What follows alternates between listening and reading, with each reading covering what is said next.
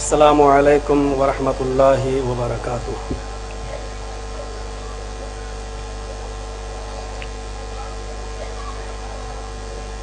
الحمد للہ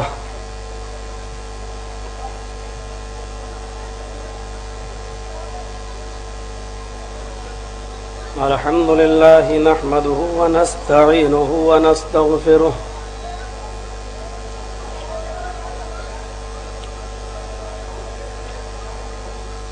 ونعوذ باللہ من شرور انفسنا ومن سیئات اعمالنا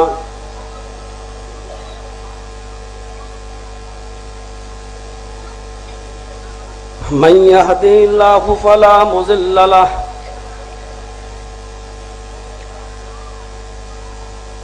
ومن يضلله فلا هادي له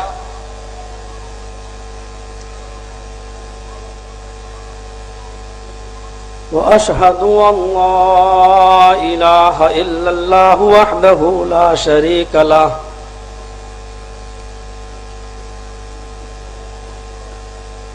وأشهد أن محمدا عبده ورسوله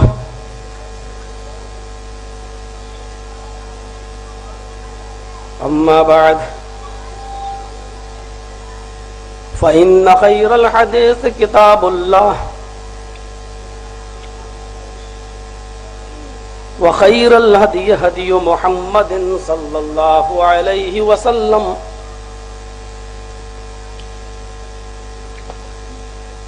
وشر الأمور محدثاتها وكل محدثة بدعة وكل بدعة ضلالة وكل ضلالة في النار۔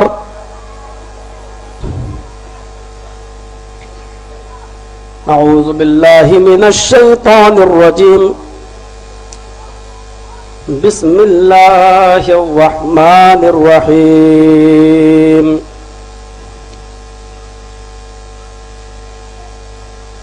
اليوم أكملت لكم دينكم وأتممت عليكم نعمتي ورضيت لكم الإسلام دينا۔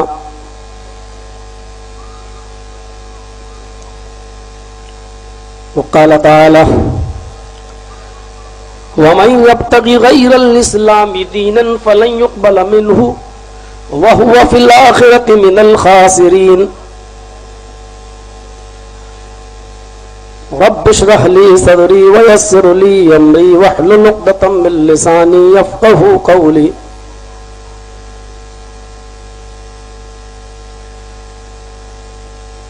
اسٹیج پر جلوہ افروز معزز مؤقر علماء اکرام، اطراف و اکناف سے آئے ہوئے معزز سامعین حضرات، قوم و ملت کے لائق بر نوجوانوں،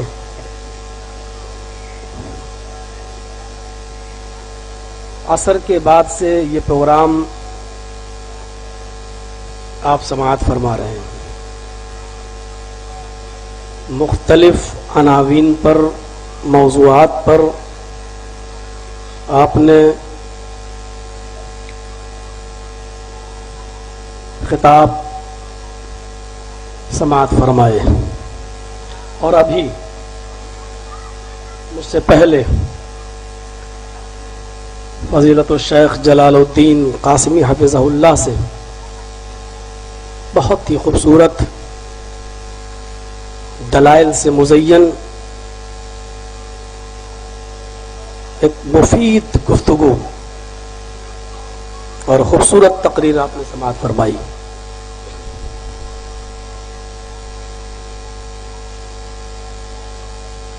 یہ جلسہ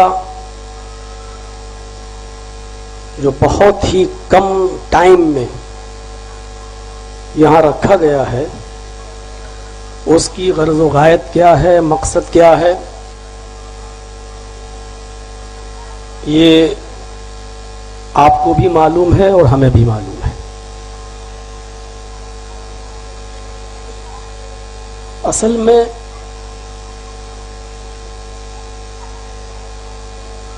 مہینوں سے، کچھ سالوں سے یہ دیکھنے میں آ رہا ہے کہ لوگ تحقیق کر رہے ہیں اور صحیح چیز کے متلاشی ہیں، اور جب وہ صحیح چیز تلاش کرتے کرتے جب وہ راہ حق پا جاتے ہیں اور اپنے آپ کو پرانے راستے سے ہٹا کر جس راستے پر وہ اپنے باپ اور دادا کے زمانے سے چلے آ رہے ہیں اس راستے کو چھوڑ کر جب وہ کتاب و سنت کا صحیح راستہ جب اپنا لیتے ہیں تو یہ چیز قوم کے سربردہ لوگوں کو، سماج کے چودھریوں کو، اور خاص طور پر ان میں بھی اس طبقے کو جو اب تک ان کو بے وقوف بنا رہا تھا، یہ چیز ان کو بہت ہی ناگوار گزرتی ہے۔ آج کل جو جلسے ہو رہے ہیں، حقیقت یہ ہے کہ وہ جلسے اس لیے نہیں کرائے جا رہے ہیں کہ اس سے عوام کو فائدہ پہنچے، بلکہ اس لیے ہو رہے ہیں کہ اپنی عوام کو ہم کس طرح روکیں۔ یہ تیزی کے ساتھ تحقیق اور جستجو کے اندر پڑ چکی ہے، انٹرنیٹ کا زمانہ ہے، کمپیوٹر کا دور ہے، اور یہ اس سے جڑ رہے ہیں۔ بیٹھے بیٹھے صحیح چیز ان کو اب معلوم ہو رہی ہے، کتاب و سنت کے دلائل ان کو معلوم ہو رہے ہیں، اور یہ دھیرے دھیرے ہم سے اب ہٹ کر سچائی کی طرف آ رہے ہیں۔ ان کو کیسے روکا جائے اس کی باقاعدہ پلاننگ ہو رہی ہے، ورنہ یہ بہت بڑا مسئلہ نہیں ہے۔ قرآن کریم نے بہت واضح الفاظ میں جو پیش کیا ہے وہ ہم آپ کے سامنے رکھ دیتے ہیں۔ الیوم اکملت لکم دینکم واتممت علیکم نعمتی ورضیت لکم الاسلام دینا۔ یہ تھا اسلام، بس۔ آج میں نے تمہارے لیے تمہارے دین کو مکمل کر دیا، آج میں نے تمہارے لیے دین کو مکمل کر دیا۔ واتممت علیکم نعمتی، اور میں نے اپنی نعمتوں کا اتمام کر دیا۔ وَرَضِيتُ لَكُمُ الْإِسْلَامَ دِينًا، اور میں تمہارے اسی اسلام سے میں راضی اور خوش ہو گیا۔ اللہ تعالیٰ اسی اسلام سے راضی اور خوش ہوا ہے جو جناب محمد رسول اللہ صلی اللہ علیہ وسلم نے اپنی اصلی شکل میں ہمیں اور آپ کو دیا۔ آج کون سا اسلام؟ ہر شخص تو یہ کہہ رہا ہے کہ ہم اسلام پر گامزن ہیں، ہم جو عمل کر رہے ہیں وہی اسلام ہے، ہم جس سے جڑے ہوئے ہیں وہی اسلام ہے۔ افسوس یہ ہے کہ جس چیز کو ایک طبقہ بدعت کا کہہ رہا ہے اسی کو دوسرا گروہ سنت سمجھ کے کر رہا ہے۔ جس کو آپ سنت سمجھ کر رہے ہیں ہم اس کو بدعت سمجھ رہے ہیں، اور افسوس سب سے بڑا یہ ہے کہ ہم بدعت سمجھ رہے ہیں تو ہم اپنے آپ کو بھی یہ کہہ رہے ہیں کہ یہ اسلام میں نہیں ہے، اس لیے ہم بدعت کہہ رہے ہیں، اور آپ اس کو سنت سمجھ کے کر رہے ہو، آپ بھی یہ دلیل دے رہے ہو کہ یہ چیز اسلام کے اندر موجود ہے۔ جس وقت نبی اکرم صلی اللہ علیہ وسلم نے اسلام ہمیں جس اصلی پوزیشن میں دیا تھا، مجھے بتائیے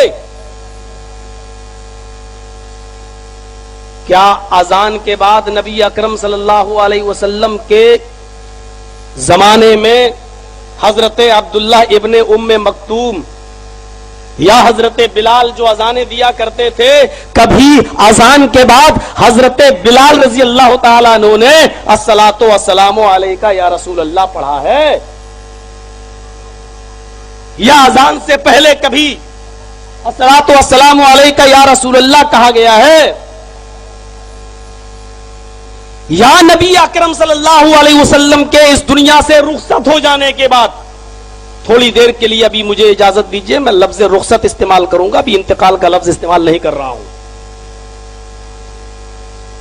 نبی اکرم صلی اللہ علیہ وسلم کے اس دنیا سے رخصت ہو جانے کے بعد کیا کبھی کسی صحابی نے اذان دیتے وقت اذان سے پہلے کبھی الصلاۃ والسلام علیک یا رسول اللہ کہا ہے، یا اذان کے بعد کبھی الصلاۃ والسلام علیک یا رسول اللہ کہا ہے؟ تو وہ کون سا اسلام تھا؟ آج جس کام کو تم رسول کی محبت میں سنت کا نام لیتے ہو کہ اس میں حرج کیا ہے، ہم رسول کی محبت میں ایسا کر رہے ہیں، کیا صحابہ کرام کو تمہاری طرح محبت نہیں تھی یا تم سے کم محبت تھی صحابہ کرام کو جو انہوں نے ایسا نہیں کیا؟ نبی اکرم صلی اللہ علیہ وسلم کو جب دفن کیا گیا، یہ تو تم بھی مانتے ہو نا، جب دفن کیا گیا تو کس نے اس قبر مطہرہ پر کھڑے ہو کر اذان دی تھی؟ نبی اکرم کے بعد حضرت ابو بکر صدیق کو اسی جگہ پر دفن کیا گیا، کس نے اس روضہ اقدس کے پاس اذان دی تھی؟ حضرت عمر فاروق کو دفن کیا گیا، کس نے اذان دی تھی؟ جنت البقیع کے اندر اتنے صحابہ دفن ہیں، ہمارا جرم کیا ہے؟ ہمارا جرم صرف یہ ہے کہ ہم تم سے صرف ایک دلیل کا مطالبہ کرتے ہیں کہ تم ایک دلیل دے دو، ہم کل سے اذان دینا شروع کر دیں گے۔ تم اس کے جواب میں کہتے ہو وہابیوں کے جلسے میں نہ جاؤ، تمہارا ایمان خراب ہو جائے گا، یہ دلیل ہے تمہاری؟ یہ چیز میری سمجھ میں نہیں آتی ہے، ہم تم سے دلیل کا مطالبہ کرتے ہیں، تم کہتے ہو کہ نکاح ٹوٹ جائیں گے۔ یہ اسلام ہے یا چوچو کا مربع؟ الیوم اکملت لکم دینکم واتممت علیکم نعمتی، آج میں نے تمہارے لیے تمہارے دین کو مکمل کر دیا، واتممت علیکم نعمتی، اور میں نے اپنی نعمتوں کا بھی اتمام کر دیا، پوری کر دی، ورضیت لکم الاسلام دینا، اور میں تمہارے اسی دین اسلام سے خوش ہو گیا۔ اب کس کا جواب میں جو جلسہ ہوگا نا میرے بعد، اس میں آپ کیا کہیں گے سنیے گا، اس کو بھی میں بتا دے رہا ہوں، اس میں بھی کوئی آئے گا جبہ کوش اور کیا کہے گا، نبی کے زمانے میں تو مسجدوں میں پنکھے بھی نہیں تھے، تم نے کیوں لگا لیے؟ یہ کہا جائے گا۔ نبی کے زمانے میں تو ہوائی جہاز بھی نہیں تھے، تم کیوں جاتے ہوائی جہاز پیش کرنے؟ نبی کے زمانے میں تو یہ لائٹیں نہیں تھی، تم نے کیوں لگائی اپنی مسجدوں میں لائٹیں؟ یہ کہا جائے گا۔ ہم دلیل مانگ رہے ہیں، تم لائٹیں گھسیڑ رہے ہیں۔ ہم کہتے ہیں کس صحابی نے ایسا کیا، تم کہتے ہو کس صحابی نے پنکھے لگائے۔ ارے اللہ کے بندے، ہم نے پنکھوں کو، مائکوں کو اور لائٹوں کو دین کہاں سمجھا؟ آج بھی بہار اور بنگال کے ایسے ایسے گاؤں میں ہم تقریریں کرنے جاتے ہیں جہاں لائٹ نہیں پہنچی ہے، تو کیا وہاں نمازیں نہیں ہوتی ہیں؟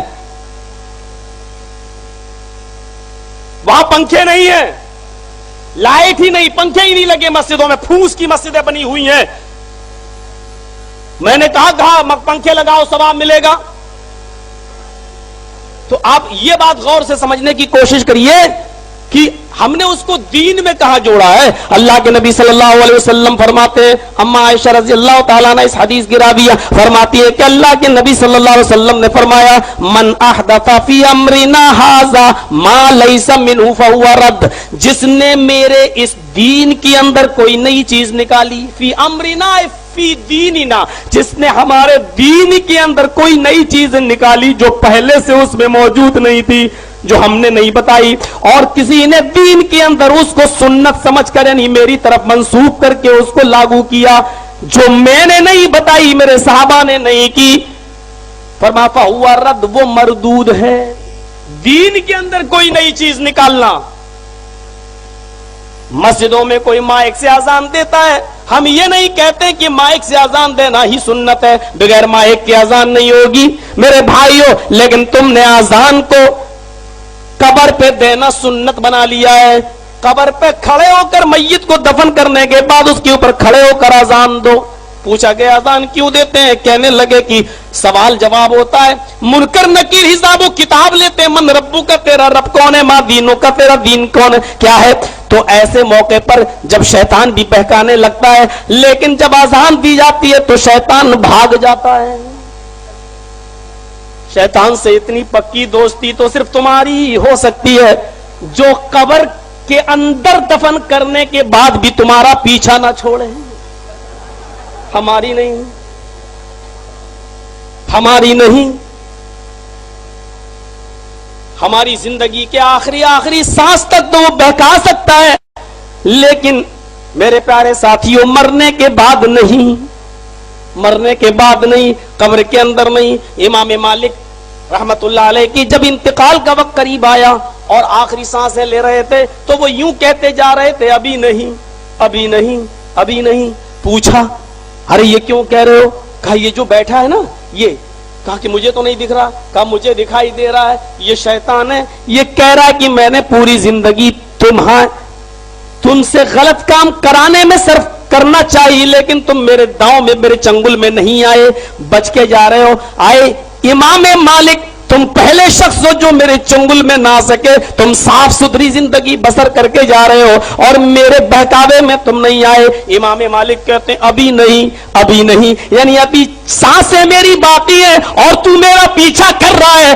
ابھی بھی مجھے امید ہے کہ کہیں تو مجھ سے غلط کام نہ کروا لے, آخری وقت تک کہیں تو مجھ سے کوئی غلط حرکت سرزد نہ کروا دے, اور وہی چیز ہمارے لیے فتنے کا باعث بن جائے, وہی چیز ہمارے لیے عذاب کا باعث بن جائے.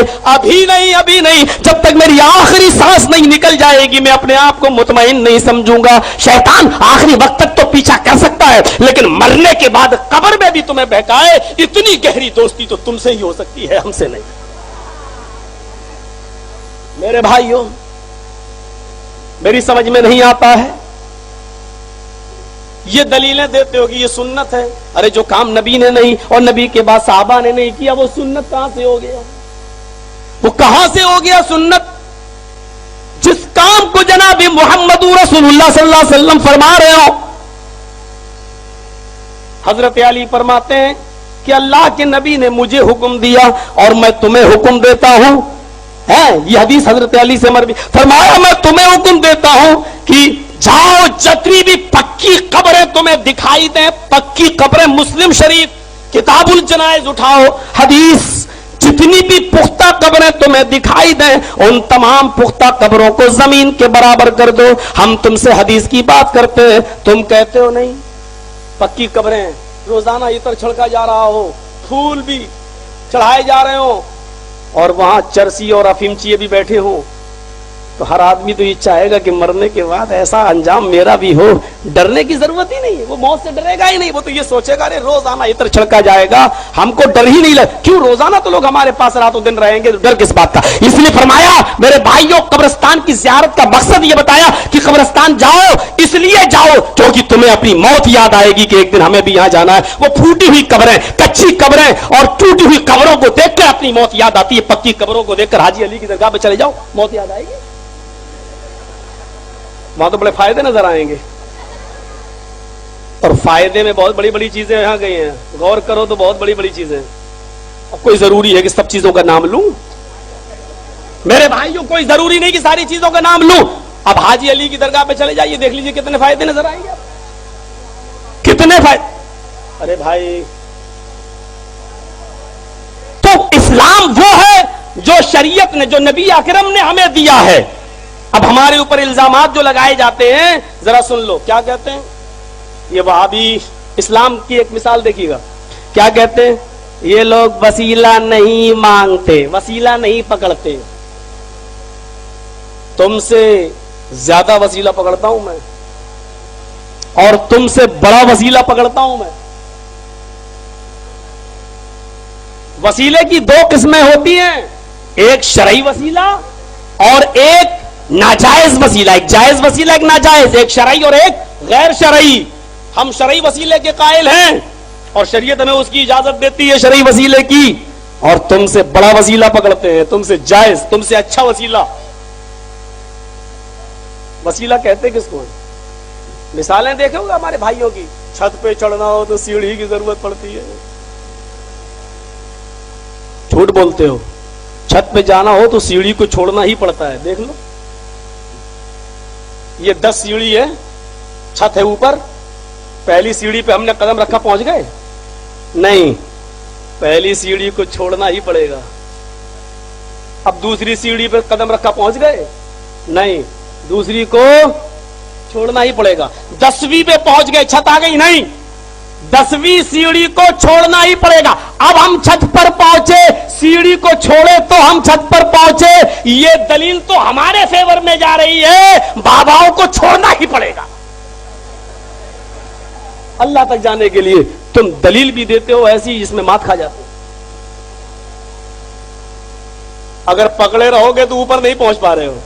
سیڑھی کو پکڑے رہو پہنچ جاؤ گے, سیڑھی چھت پہ جانا, سیڑھی چھت پہ جانا, نہیں پہنچ پاؤ گے.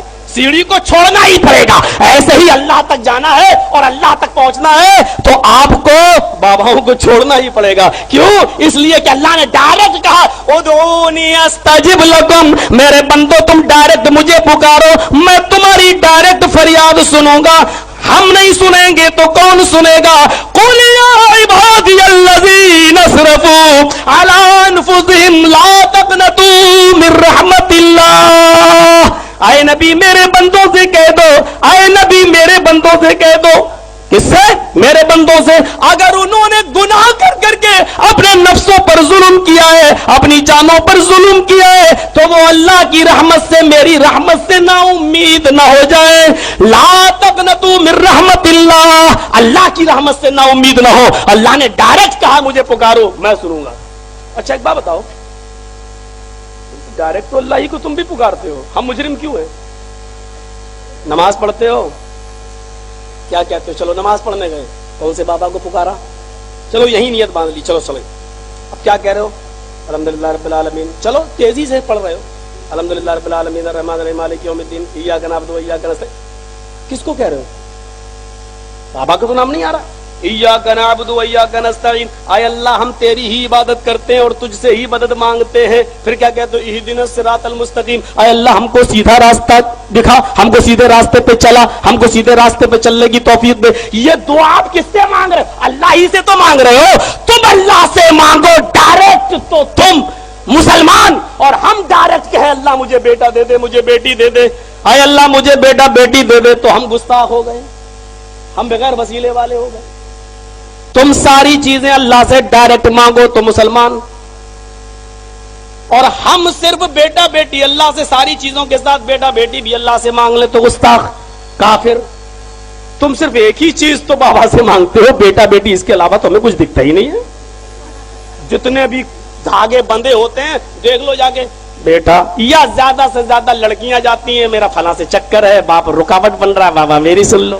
یہ دھاگے بندے ہوتے ہیں وہاں پر جا کے, یہ دھاگے بندے ہوتے ہیں. تو بس یہی تو رہ گیا, ورنہ ساری چیزیں. اچھا بتائیے, مسجد میں جاتے ہو تو کیا دعا پڑھتے ہو؟ اللہم افتح لی ابواب رحمتک. یہ دعا کس سے مانگ رہے ہو؟ اے اللہ تو میرے لیے رحمت کے دروازے کھول دے, اے اللہ تو میرے لیے رحمت کے دروازے کھول دے. یہ ساری چیزیں, ساری دعائیں تم اللہ سے مانگ رہے ہو ڈائریکٹ. یہ نہیں کہتے ہو کہ بابا میری یہ دعا اللہ تک پہنچا دو.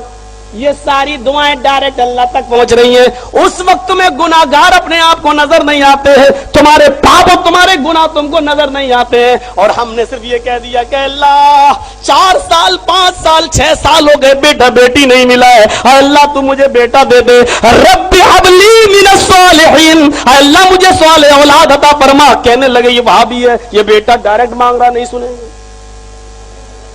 ساری دعائیں تم ڈائریکٹ مانگو تو تم وہابی نہیں ہو, اور ہم ساری دعائیں اللہ سے مانگیں تو وہابی. تم ایک چیز صرف بیٹا بیٹی آستانوں پہ جا کے مانگو, اور ہم وہ چیز بھی اللہ ہی سے مانگ لیں. میرے بھائیو تو غور کرو, تو تم تو مجرم نہیں اور ہمیں مجرم گرداننے لگتے ہو. انصاف تو کرو, صحیح صحیح مجھے بتاؤ تو صحیح. میرے پاس میں لے کے آیا ہوں,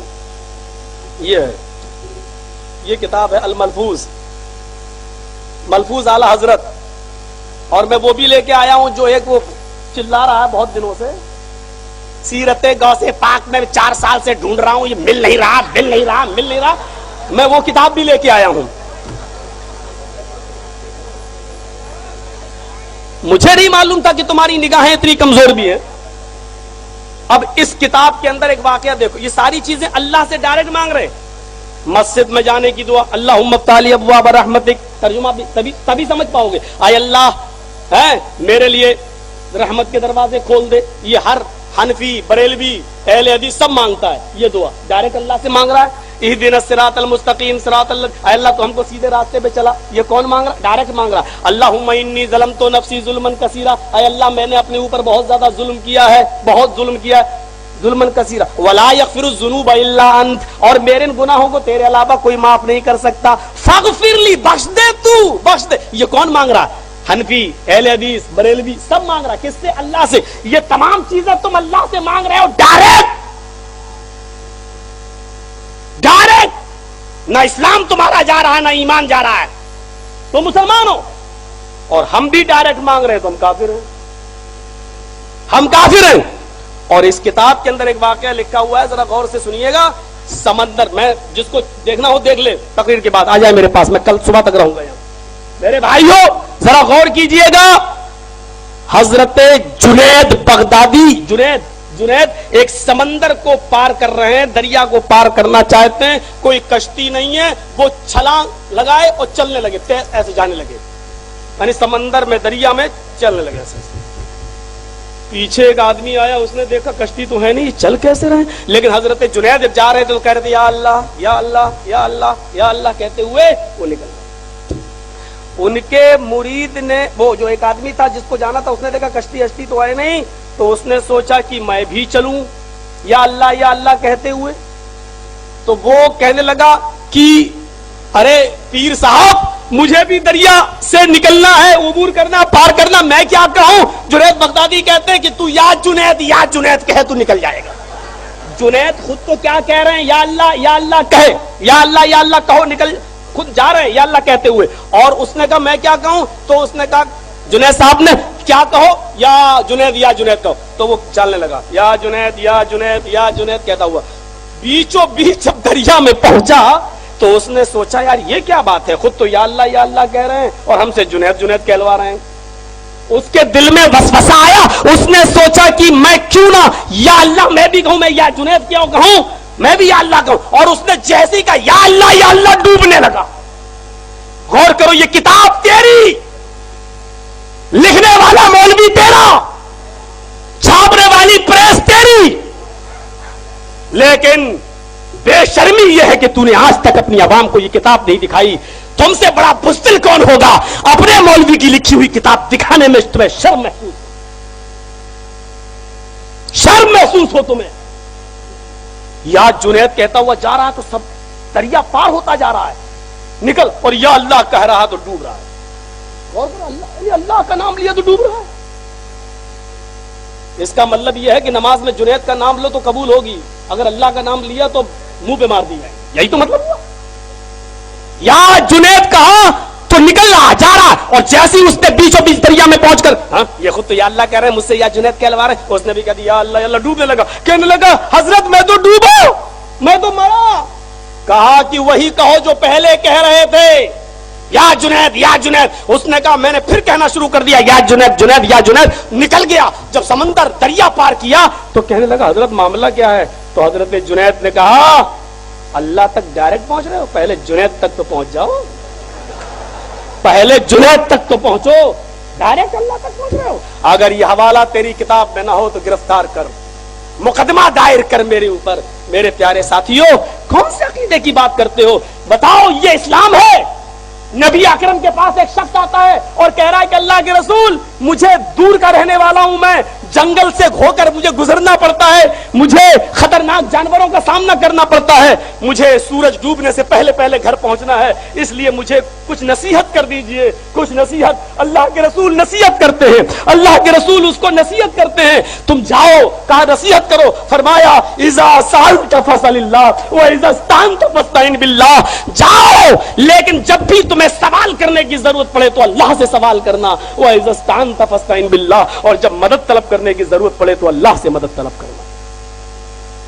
कानूनी तौर पर देख लो, हम कहें एक अल्लाह से मांगो तो हम काफिर हैं, तुम कहो अल्लाह को छोड़कर इनके पास जाओ तो पक्के मुसलमान हैं। یعنی ہم اللہ کی طرف بلائیں تو ہم مجرم، تم اللہ کو چھڑوا کر ڈائریکٹ آپ بھی وسیلہ پکڑتے ہو، میں بھی وسیلہ پکڑتا ہوں، فرق اتنا ہے مثالیں تم غلط دیتے ہو. تم کہتے ہو دلی جانا ہے تو ٹرین پکڑو گے یا نہیں پکڑو گے، یا بغیر ٹرین کے پہنچ جاؤ گے. میں نے کب کہا یہ شرعی وسیلہ ہے.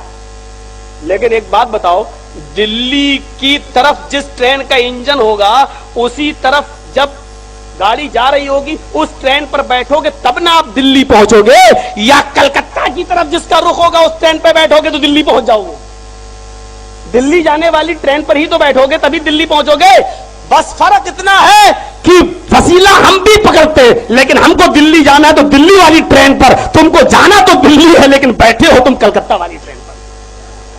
فرق اتنا ہے. ہم کہتے ہیں اللہ تک ہم کو بھی پہنچنا ہے، تم کہتے ہو ہم کو بھی پہنچنا ہے. تم کہتے ہو باباؤں کو پکارو یہی وسیلہ ہے، ہم کہتے ہیں اللہ تک پہنچنے کا وسیلہ یہ ہے کہ تم نماز پڑھو، روزہ رکھو، حج کرو، زکات دو. اللہ نے جو اعمال وسیلہ بتائے ان وسیلوں پر عمل کرو. یعنی اللہ تک جانا ہے نماز کے ذریعے، نماز، روزہ، حج، زکات، یہ اچھے اعمال یہ وسیلہ ہے. وسیلہ ہم بھی مانتے آپ بھی مانتے، لیکن آپ نے نماز اور روزے کو وسیلہ نہیں مانا. آپ نے اب مردہ کہہ دوں تو آپ مردہ کیوں کہہ دیا؟ آپ نے مردوں کو وسیلہ بنایا. زندہ ہیں. کتنے ٹائم کی دعوت کری تو نے ان کی؟ پردہ کر گئے. اتنا ذلیل کسی نے کیا ہوگا؟ ایک صاحب لکھتے ہیں اپنی کتاب میں حضور اس دنیا سے پردہ کر گئے. ارے بات تو تم میری ہی کر رہے ہو. اس دنیا سے پردہ کر گئے. اس دنیا سے پردہ کر گئے کا مطلب کیا ہے؟ اس دنیا میں نہیں ہے پردہ. جو کام عورتوں کا تھا تم رسول سے کروا رہے. اسلام نے فرض کیا عورتوں پر پردہ، پردہ عورتیں کرے، تم نے کہا رسول پردہ کر گئے. وہ بھی اس دنیا سے پردہ کر گئے.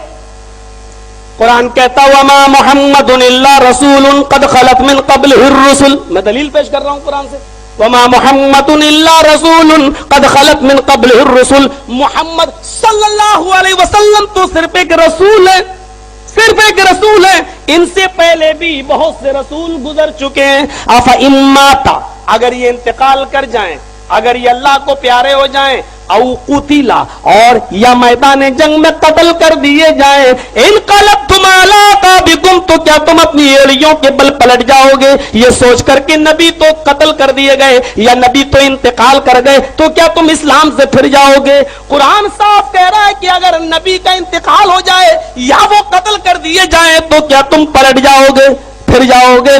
جو ایسا کرے گا وہ اپنا ہی نقصان کرے گا، اللہ کا کچھ نہیں بگاڑے گا. پھر قرآن محمد رسول اللہ کو بھی مخاطب کر کے کہہ رہا ہے انک میت وانہم میتون. اے نبی آپ کو بھی انتقال کرنا ہے، آپ اس دنیا سے جائیں گے اور جتنے لوگ اس دنیا میں وانہم، یہ سب کے سب میتون، ان سب کے سب کو جانا ہے، یہ سب کے سب انتقال کریں گے، سب کو مرنا ہے ایک دن. یہ اللہ تبارک و تعالیٰ فرما رہا ہے. میرے پیارے ساتھیوں اب آپ اس عقیدے کو نہ مانیں. پردہ کر گئے، اچھا چلو پردہ کر گئے، مجھے بتاؤ کہاں ہیں؟ کہیں تو ملیں گے. یہی تو سوال ہے. ان کو ان سے ملنے کوئی نہیں جاتا. زندہ تو ہیں، ملنے کوئی نہیں جاتا. جب چاہا، جس وقت چاہا، جس وقت چاہا ان کو اپنے گھر میں بلا لیا. رات کے 12 بجے کھڑے ہو گئے، دیکھ لیا اچھا کھانا پینا ہے، تھوڑی دیر جلسہ ولسہ چلا، کھڑے ہو گئے رات کے 12 بجے. الصلاۃ والسلام علیکہ یا رسول اللہ، الصلاۃ والسلام علیکہ یا حبیب اللہ. میں نے پوچھا بھائی یہ کیوں کھڑے کیوں ہو جاتے ہو؟ کہا رسول اللہ تشریف لاتے ہیں، ان کی عزت توقیر، عزت توقیر. نبی 12 بجے تم کھڑے ہو جاؤ اور سلام پڑھنے لگو تو نبی 12 بجے تمہارے گھر آ جائیں. تم 2 بجے تک جلسہ چلا اور 2 بجے پڑھنے لگو تو میرے نبی 2 بجے تمہارے گھر آ جائیں. رات کے 4 بجے تک تم پڑھنا شروع کر دو اور 4 بجے کھڑے ہو جاؤ تو میرے نبی 4 بجے تمہارے گھر آ جائیں. یعنی میرے نبی اپنی مرضی کے مالک نہیں ہے، تمہاری مرضی پر ڈیپینڈ ہے. تم جس وقت چاہو گے بلاؤ گے ہمارے نبی کو اپنے گھر. میرا نبی تمہارا غلام ہے، نعوذ باللہ. तुम मेरे नबी के गुलाम नहीं। हम में और तुम में फर्क इतना है, हम रसूल के गुलाम हैं, तुमने रसूलुल्लाह को अपना गुलाम बना लिया है और दावा करते हो कि हमसे ज्यादा रसूल को मानने वाला कोई नहीं है। मेरे भाइयों, अगर रसूलुल्लाह जिंदा है तो तुमको जाना चाहिए रसूलुल्लाह से मुलाकात करने के लिए, रसूलुल्लाह को अपने घर नहीं बुलाना चाहिए, इसलिए कि इंसान खुद चलकर जाता है बाइज्जत इंसान के पास है। एक मस्जिद में हमारे इटावा में तो हम जहां चाहे वहां नमाज पढ़ सकते हैं, कोई कुछ नहीं कर, मालूम है। एक बार किसी ने पत्थर फेंका था, 50 दुकानें जला दी थी हमारे साथियों ने, मौलाना जर्जीस पे पत्थर, उस दिन से डल गए। तो वहां ये सिग्नेचर है डीएम की तरफ से, जो जहां चाहे जिस मस्जिद में चाहे नमाज पढ़ ले। तो एक मौके पर घुस गया मैं नमाज पढ़ने के लिए, अजान का टाइम था, घुस गया, लेकिन मैंने वुजू इतनी देर में बनाया कि वो जमात खत्म हो जाए ताकि बाद में पढ़ लूं। लेकिन इत्तेफाक कहिए कि वो भी बड़ी लंबी किरत करने लगा। मैंने जल्दी से वुजू बनाया और घुस गया, चल गया, नमाज पढ़ने लगा। पहली रकात तो खैर चूल गई, चली गई, लेकिन दूसरी में मैं गया और मैंने बोल दिया आमीन जोर से, कुछ बोला नहीं। सलाम फेरने के बाद हमने एक रकात पूरी कर ली। वो इमाम साहब जानते थे मुझे,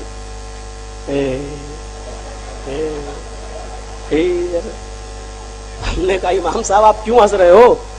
बोला तुम लोग तो नमाज पढ़ते नहीं हो मेरे पीछे। मैंने कभी दोहराऊंगा यार। बोले क्यों? मैंने कहा हो रही थी तो पढ़ लिया, अब अलग पढ़ता तो वो भी अच्छा नहीं था, हम इंतशार नहीं चाहते हैं, अभी मैं दोहरा लूंगा। तो जब दोहराना ही था तो पढ़ी क्यों? मैंने कहा फितने से बचने के लिए, ये भी एक जरूरी है। तो कहने लगा चलो आप आ तो गए हो। हमने कहा आपने बुलाया था इसलिए आए, हम अपनी मस्जिद भूल गए। हमने कहा बुलाया? मैंने कहा पूछो मौज़िन हय्या अला सलाह का, आओ नमाज के लिए। अज़ान सुनी चले आए। मैंने कहा लेकिन एक चीज तुमने, 3 चीजें हमसे पूछी, हमने कुछ कहा नहीं। मैंने कहा एक चीज मौलाना साहब आप भी बता दीजिए। बोले क्यों? हमने कहा आपके मुअज्जिन ने अजान से पहले अस्सलातु वस्सलामु अलैका या रसूल अल्लाह पढ़ाता, या हबीब अल्लाह पढ़ाता, वो क्यों? कहा तुम नहीं समझोगे। हमने कहा तो समझाओ ना। कहने लगा कि रसूलुल्लाह तशरीफ लाते हैं, वो हमारी मस्जिदों में आते, तुम्हारी मस्जिदों में नहीं। मैंने कहा अपनी बात पर अटल रहना अगर तुम एक बाप की औलाद हो। बोला क्या? अटल हूं। मैंने कहा अजान दी गई, सलाम पढ़ा गया, कहा? हमने कहा नबी तशरीफ लाए। बोला हाँ। हमने कहा नबी ने नमाज पढ़ी या नहीं पढ़ी? कहता कि नमाज तो पढ़ी है। मैंने कहा तेरे पीछे पढ़ी है, तूने अजान दी, सलाम पढ़ा, रसूल को बुलाया,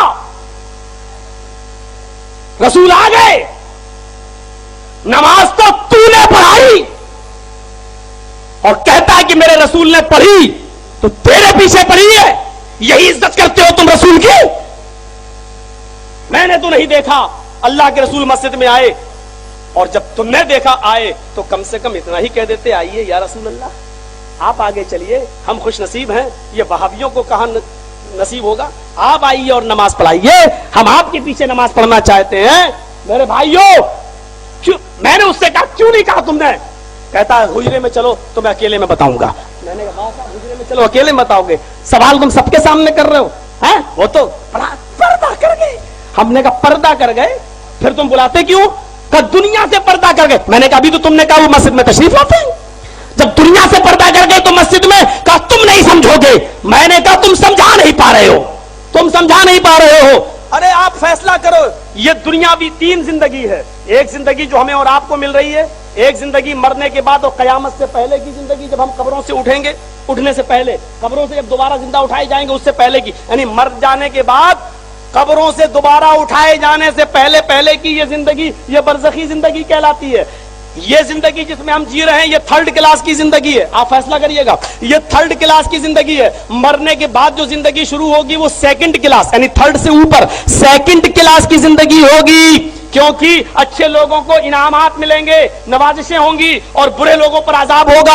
और फिर एक तीसरी जिंदगी जो मरने की, जो कयामत के दिन हमें है उठाया जाएगा, और हिसाब और किताब के बाद हमें जन्नत या जहन्नम। जो जन्नत में गए, ये थर्ड क्लास, ये फर्स्ट क्लास की पहली जिंदगी होगी, पहली जिंदगी, ये सबसे अच्छी जिंदगी है। और दूसरी जिंदगी वो है जो मरने के बाद बरज़खी जिंदगी, ये दूसरे दर्जे की है, और ये जिसमें हम है, ये थर्ड क्लास की जिंदगी है। अब मुझे ये बताओ, हमारे नबी सल्लल्लाहु अलैहि वसल्लम अगर इंतकाल नहीं किए हैं और आप जिंदा हैं, तो क्या कोई आदमी चाहेगा कि थर्ड क्लास की जिंदगी से छुटकारा मिलने के बाद फिर थर्ड क्लास में ही रहे? वो तो ये चाहेगा कि तरक्की करके हम सेकंड में जाएं, और सेकंड वाला ये चाहेगा कि हम फर्स्ट क्लास में जाएं। मेरे भाइयों, फैसला करो, तुमने रसूल को थर्ड क्लास में ही रखा, और हमने मोहम्मद रसूलुल्लाह सल्लल्लाहु अलैहि वसल्लम को फर्स्ट क्लास आला इल्लीन के अंदर दारुल किरामा में रसूल की रूह अपने रब्ब अजीम के पास है। तुमने रसूल को अपने ही पास रहने दिया, और हमने रसूलुल्लाह को रब्ब अजीम के पास माना। अब बताओ,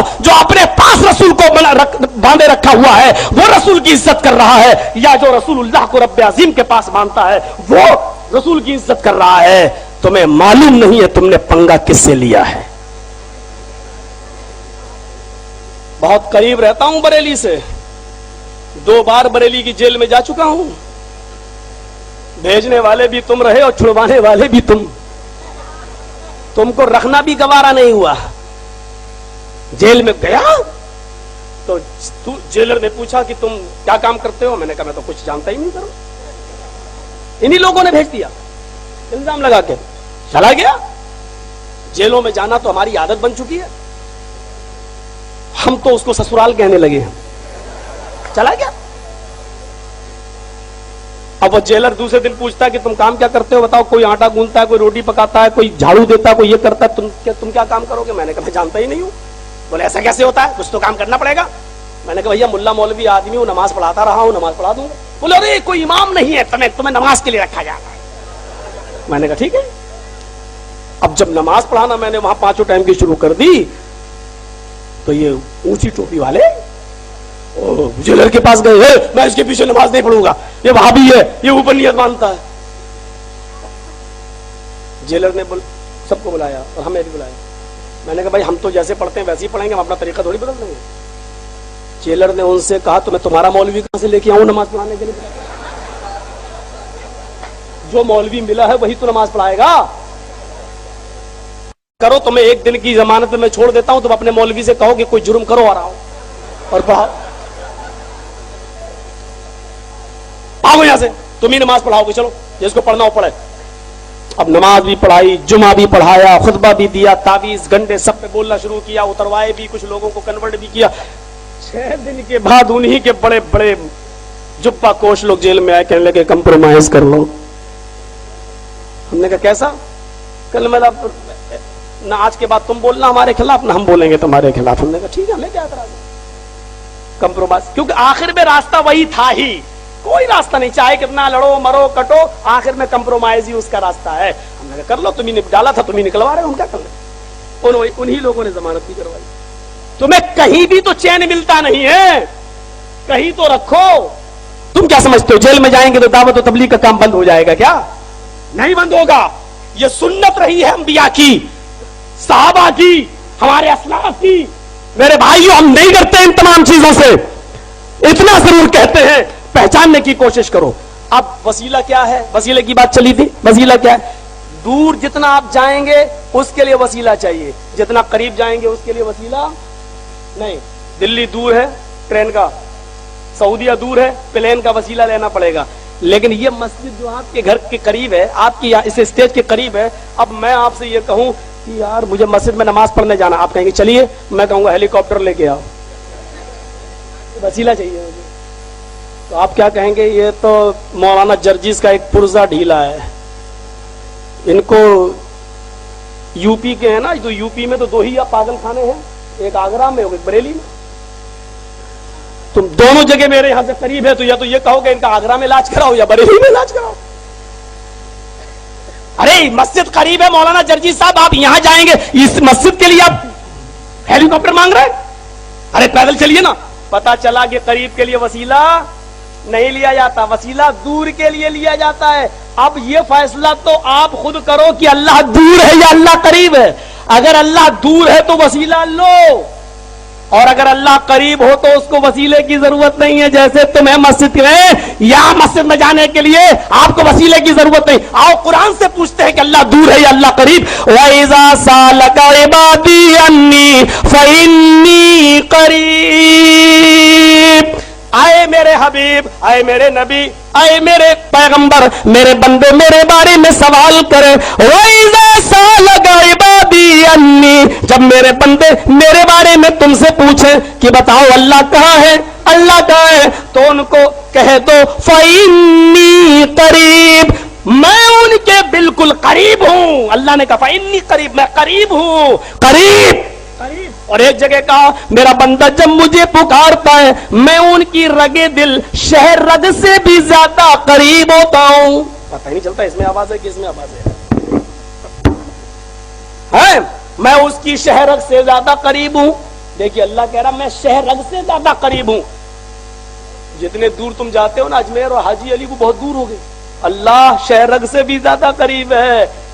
تو اب آپ یہ بتاؤ قریب کے لیے وسیلہ لینا پڑے گا، جو قریب ہو اس کے لیے وسیلہ چاہیے۔ آپ وسیلہ لو لیکن دور کے لیے وسیلہ لو، اللہ تو قریب ہے، اللہ تو قریب ہے۔ یہ وسیلہ آپ کا رونگ ہے، غلط ہے۔ دیکھیے یہ مائک ہے نا، یہ وسیلہ ہے آواز کو دور تک پہنچانے کا۔ اب کوئی کہے مولانا جرجی صاحب یہ مائک کیوں لگائے ہو، تو میں یہی کہوں گا کہ دور تک آواز جائے۔ اچھا اتنے لوگوں میں تمہاری آواز بغیر مائک کے وسیلے کے نہیں جا سکتی ہے، تو اللہ تک بغیر وسیلے کے کیسے چلی جاتی؟ کہہ سکتا ہے نا۔ یہ اس کا جواب یہ ہے کہ ہماری زبان کمزور ہے، اتنی دور میری آواز نہیں جا سکتی، اور اتنی دور جو لوگ بیٹھے ہوئے ہیں ان کے کان کمزور ہیں، وہ میری آواز اتنی دور سے نہیں سن سکتے۔ کان بھی کمزور، زبان بھی کمزور، جب دونوں چیزیں کمزور ہوں تو پاور کی ضرورت پڑتی ہے۔ لیکن اللہ کے معاملے میں ایسا نہیں کہا جا سکتا۔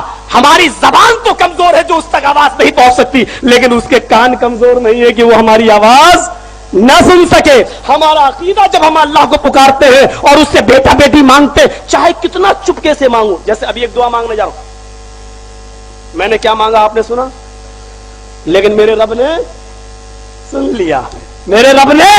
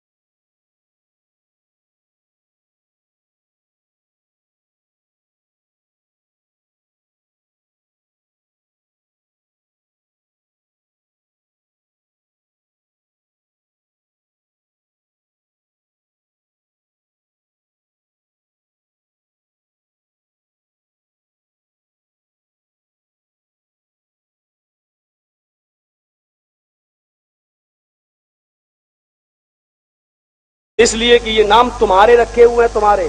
بنارس میں ایک بابا کا نام ہے ننگا بابا، یہ نام تم نے رکھا ہے، تم نے، ہم نے نہیں رکھا ہے، ہم نے نہیں۔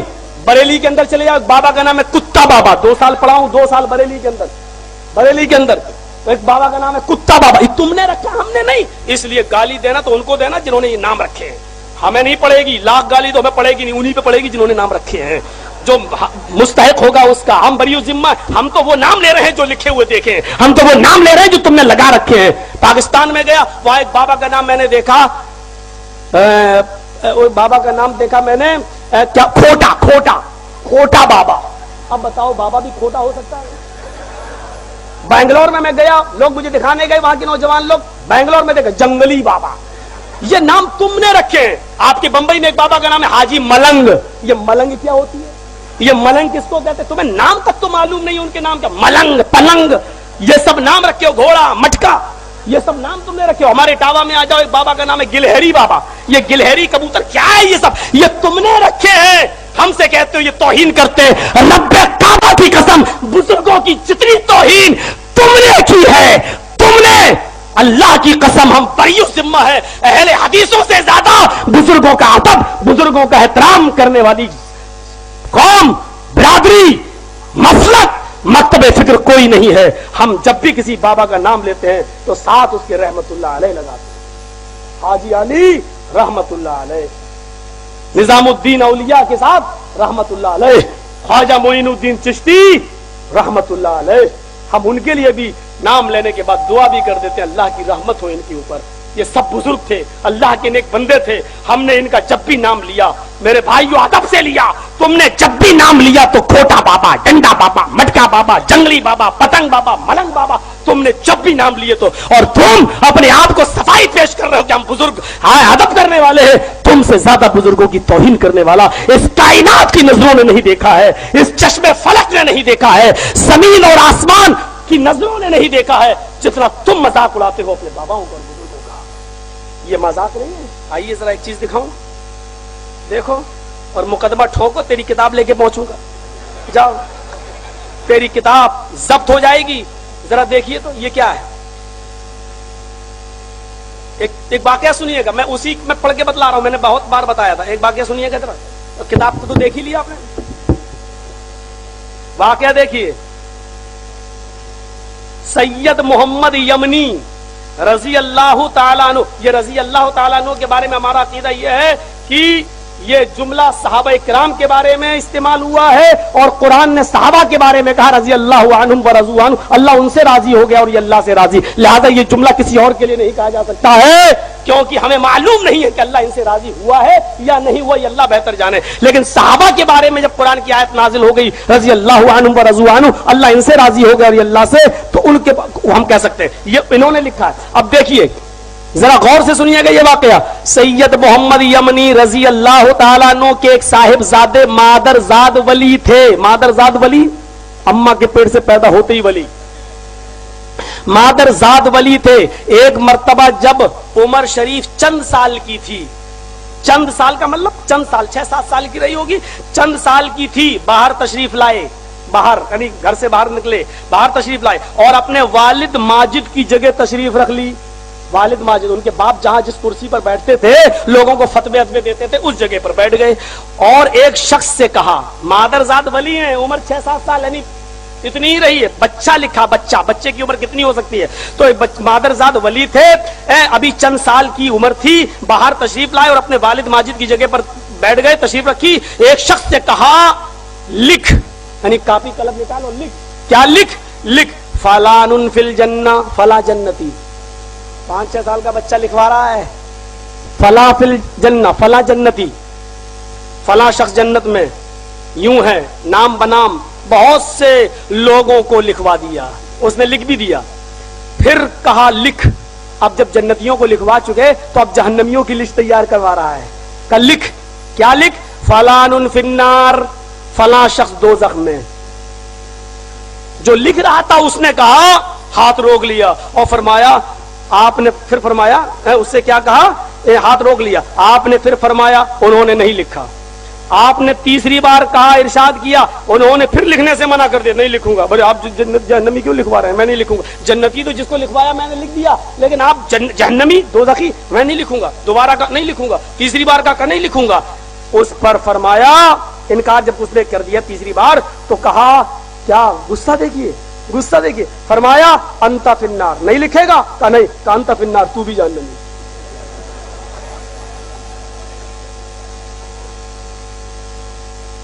गौर करो, یہ لکھوا رہے ہیں، اس کا مطلب پورے مجمع میں سب سے زیادہ معتبر آدمی وہی تھا، اسی لیے تو اس سے کہا لکھو جنتی، اور کون جہنمی؟ لکھو جنتی۔ سب سے اچھا ابھی ان کی نظر میں وہی آدمی تھا جس سے لکھوا رہے جنتیوں کی لسٹ، اور جب جہنمیوں کو لکھوایا کہ فلان فی النار، تو اس نے کہا نہیں ہم نہیں لکھیں گے۔ کہا کہ لکھو، کہا نہیں لکھوں گا۔ جہنمی کیوں لکھوا رہے ہیں؟ آپ تو جس کو لکھوا دیں گے وہ تو جہنمی ہو ہی جائے گا، نہیں مت لکھوائیے۔ کہا لکھتا ہے کہ نہیں لکھتا؟ لکھ۔ کہا نہیں لکھوں گا۔ کہا انت فی النار، جو سب سے چہیتا تھا، سب سے لاڈلا تھا پورے مجمع میں، وہ سب سے زیادہ برا ہو گیا کہ تو بھی جہنمی۔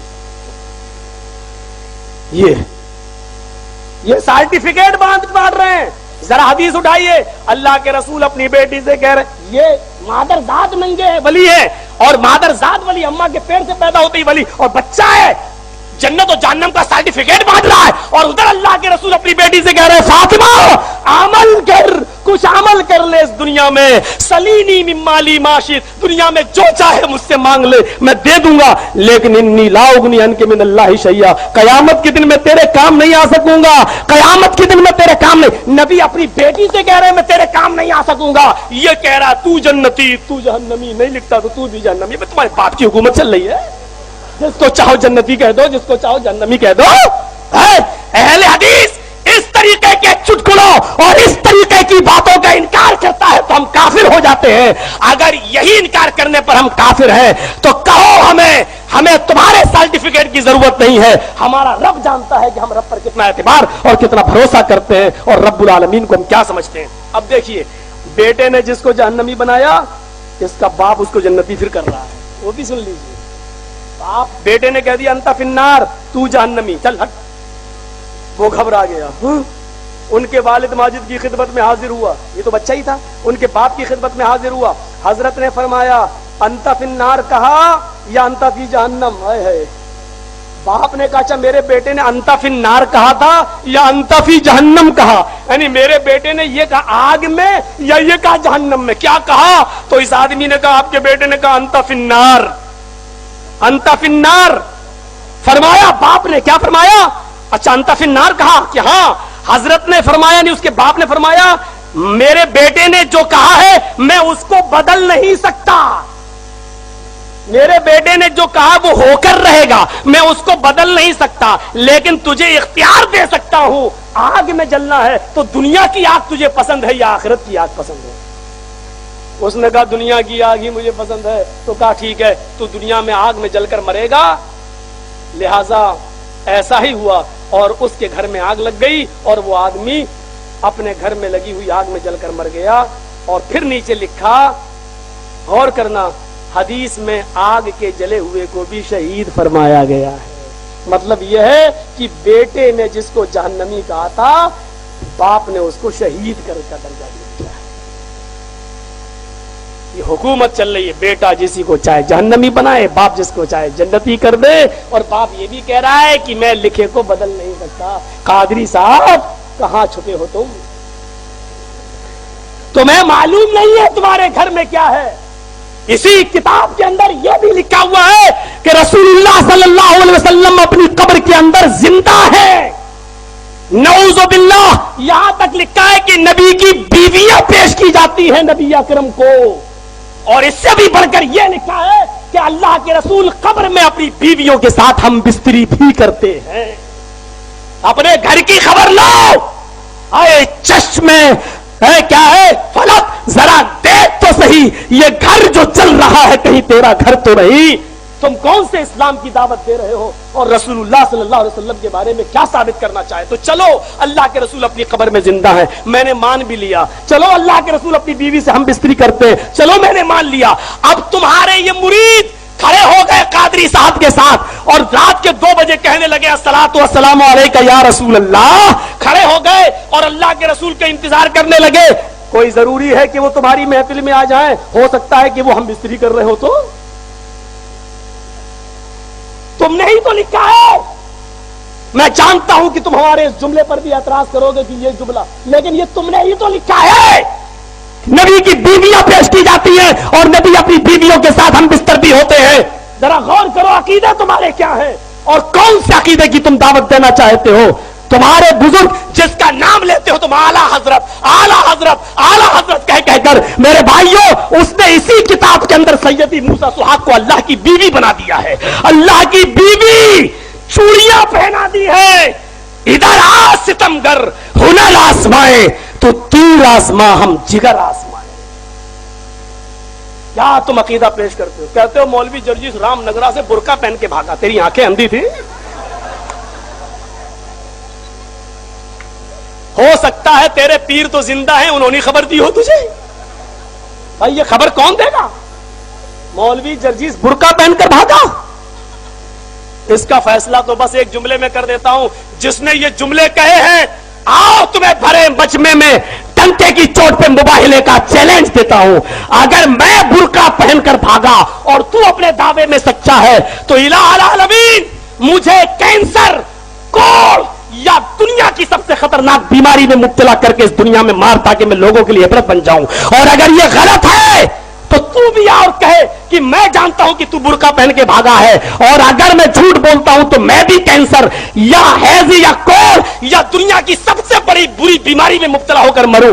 آؤ آؤ تمہیں چیلنج دیتا ہوں، مجھے ثابت کرو کہ میں برقع پہن کر بھاگا، مجھے ثابت کرو۔ تم نبیوں کو پردہ کراتے ہو، تم بزرگوں کو مرنے کے بعد کہتے ہو پردہ کر گئے، تمہارے یہاں پردے کیے جاتے ہیں، ہمارے ہاں اہل حدیث علماء ہمیشہ ڈنکے کی چوٹ پر آزاد گھومتے رہے ہیں۔ جلسے کی پرمیشن اگر ڈی ایم کی طرف سے نہیں ہوتی ہے تب بھی میں اسی بستی میں ہوتا ہوں، اسی جگہ پر ہوتا ہوں، اسٹیج پر بیٹھتا ہوں۔ جیسے اٹوا میں ڈی ایم نے پرمیشن نہیں دی لیکن اسٹیج پر میں اس کے باوجود بھی بیٹھا۔ یہ الگ بات ہے کہ قانون کو میں نے ہاتھ میں نہیں لیا، بولا نہیں، لیکن بھاگا نہیں ہوں کسی جگہ سے۔ میرے بھائیوں آؤ، اگر تم سچے ہو سارے پیروں ولیوں کو بھی بلا لو اپنی مدد کے لیے، جاؤ ان سے بھی لے لو گواہی اور ثابت کرو کہ میں بھاگا ہوں برقع پہن کر۔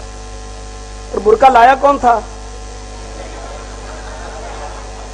اس کے آگے بول دوں تو تم اسی جملے پر کیس کر دو گے۔ برقع لا کے دیا کس نے تھا؟ تمہارے گھر کی کسی عورت نے دیا ہوگا، تبھی تو تمہیں معلوم ہے۔ تمہیں معلوم کیسے پڑا کہ مجھے برقع ملا ہے؟ بھاگا برقع پہن کر۔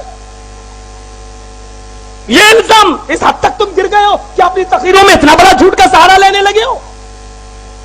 میرے بھائیوں یہاں سے میں نے اپنی بات شروع کی تھی، یہ اسلام نہیں ہے، وسیلہ، جائز وسیلہ پکڑو، نماز روزہ یہ ہے۔ ایک اور چیز چلی ہے، ہمارے صاحب بولے تھے یہاں کے جنم دن مناؤ رسول کا، دلیل کیا دی؟ دلیل کے پیچھے مت پڑو، یہ جملے ہیں کہ نہیں؟ ارے دلیل کے پیچھے مت پڑو، بناؤ جلوس نکالو، جشن مناؤ، ابلیس نے نہیں منایا، یہ ہے دلیل۔ ارے ہمارا جرم کیا ہے؟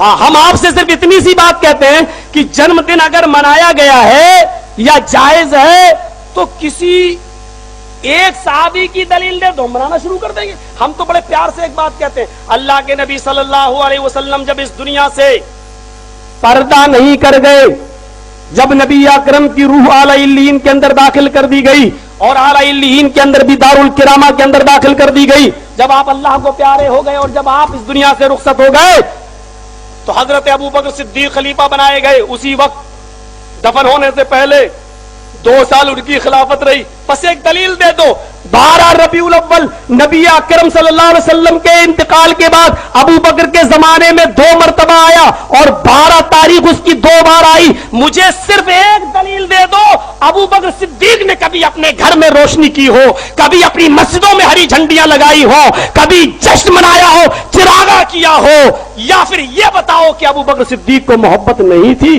دونوں میں سے ایک بات کر دو بس۔ ابو بکر کو محبت تھی یا نہیں؟ اگر تھی تو جلوس کیوں نہیں نکالا؟ اگر تھی تو جشن کیوں نہیں منایا؟ بس دلیل ہی تو مانگ رہا ہوں، تم دلیل دے دو، ہم کل منانا شروع کر دیں گے۔ کہتے ابلیس نے نہیں منایا، یہ دلیل ہے۔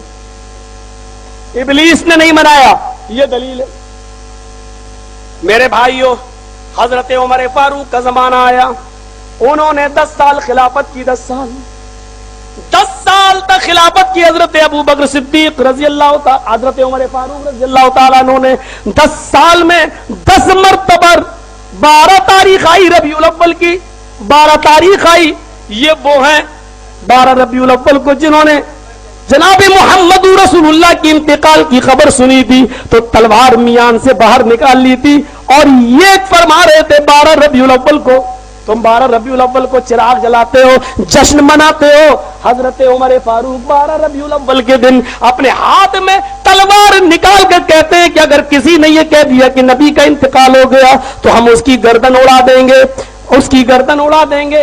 और 12 रबीउल अव्वल को हजरत फातिमा ये फरमा रही थी, आज मेरे अब्बू के इंतकाल का दिन है, आज मेरे ऊपर मुसीबतों के जो पहाड़ टूटे हैं, अगर वो किसी पहाड़ के ऊपर भी ये गम डाल दिए जाते तो पहाड़ भी रेजा रेजा हो जाता। हजरत फातिमा फरमा रही है, मेरे अब्बू के इंतकाल के बाद मेरे ऊपर इतनी मुसीबतें आई कि अगर वो मुसीबतें किसी रात दिन के ऊपर डाल दी जाती तो दिन भी रात में बदल जाते। हजरत उमर तलवार मियान से निकाले हुए कि अगर किसी ने कह दिया कि इंतकाल हो गया तो उसकी गर्दन उड़ा देंगे।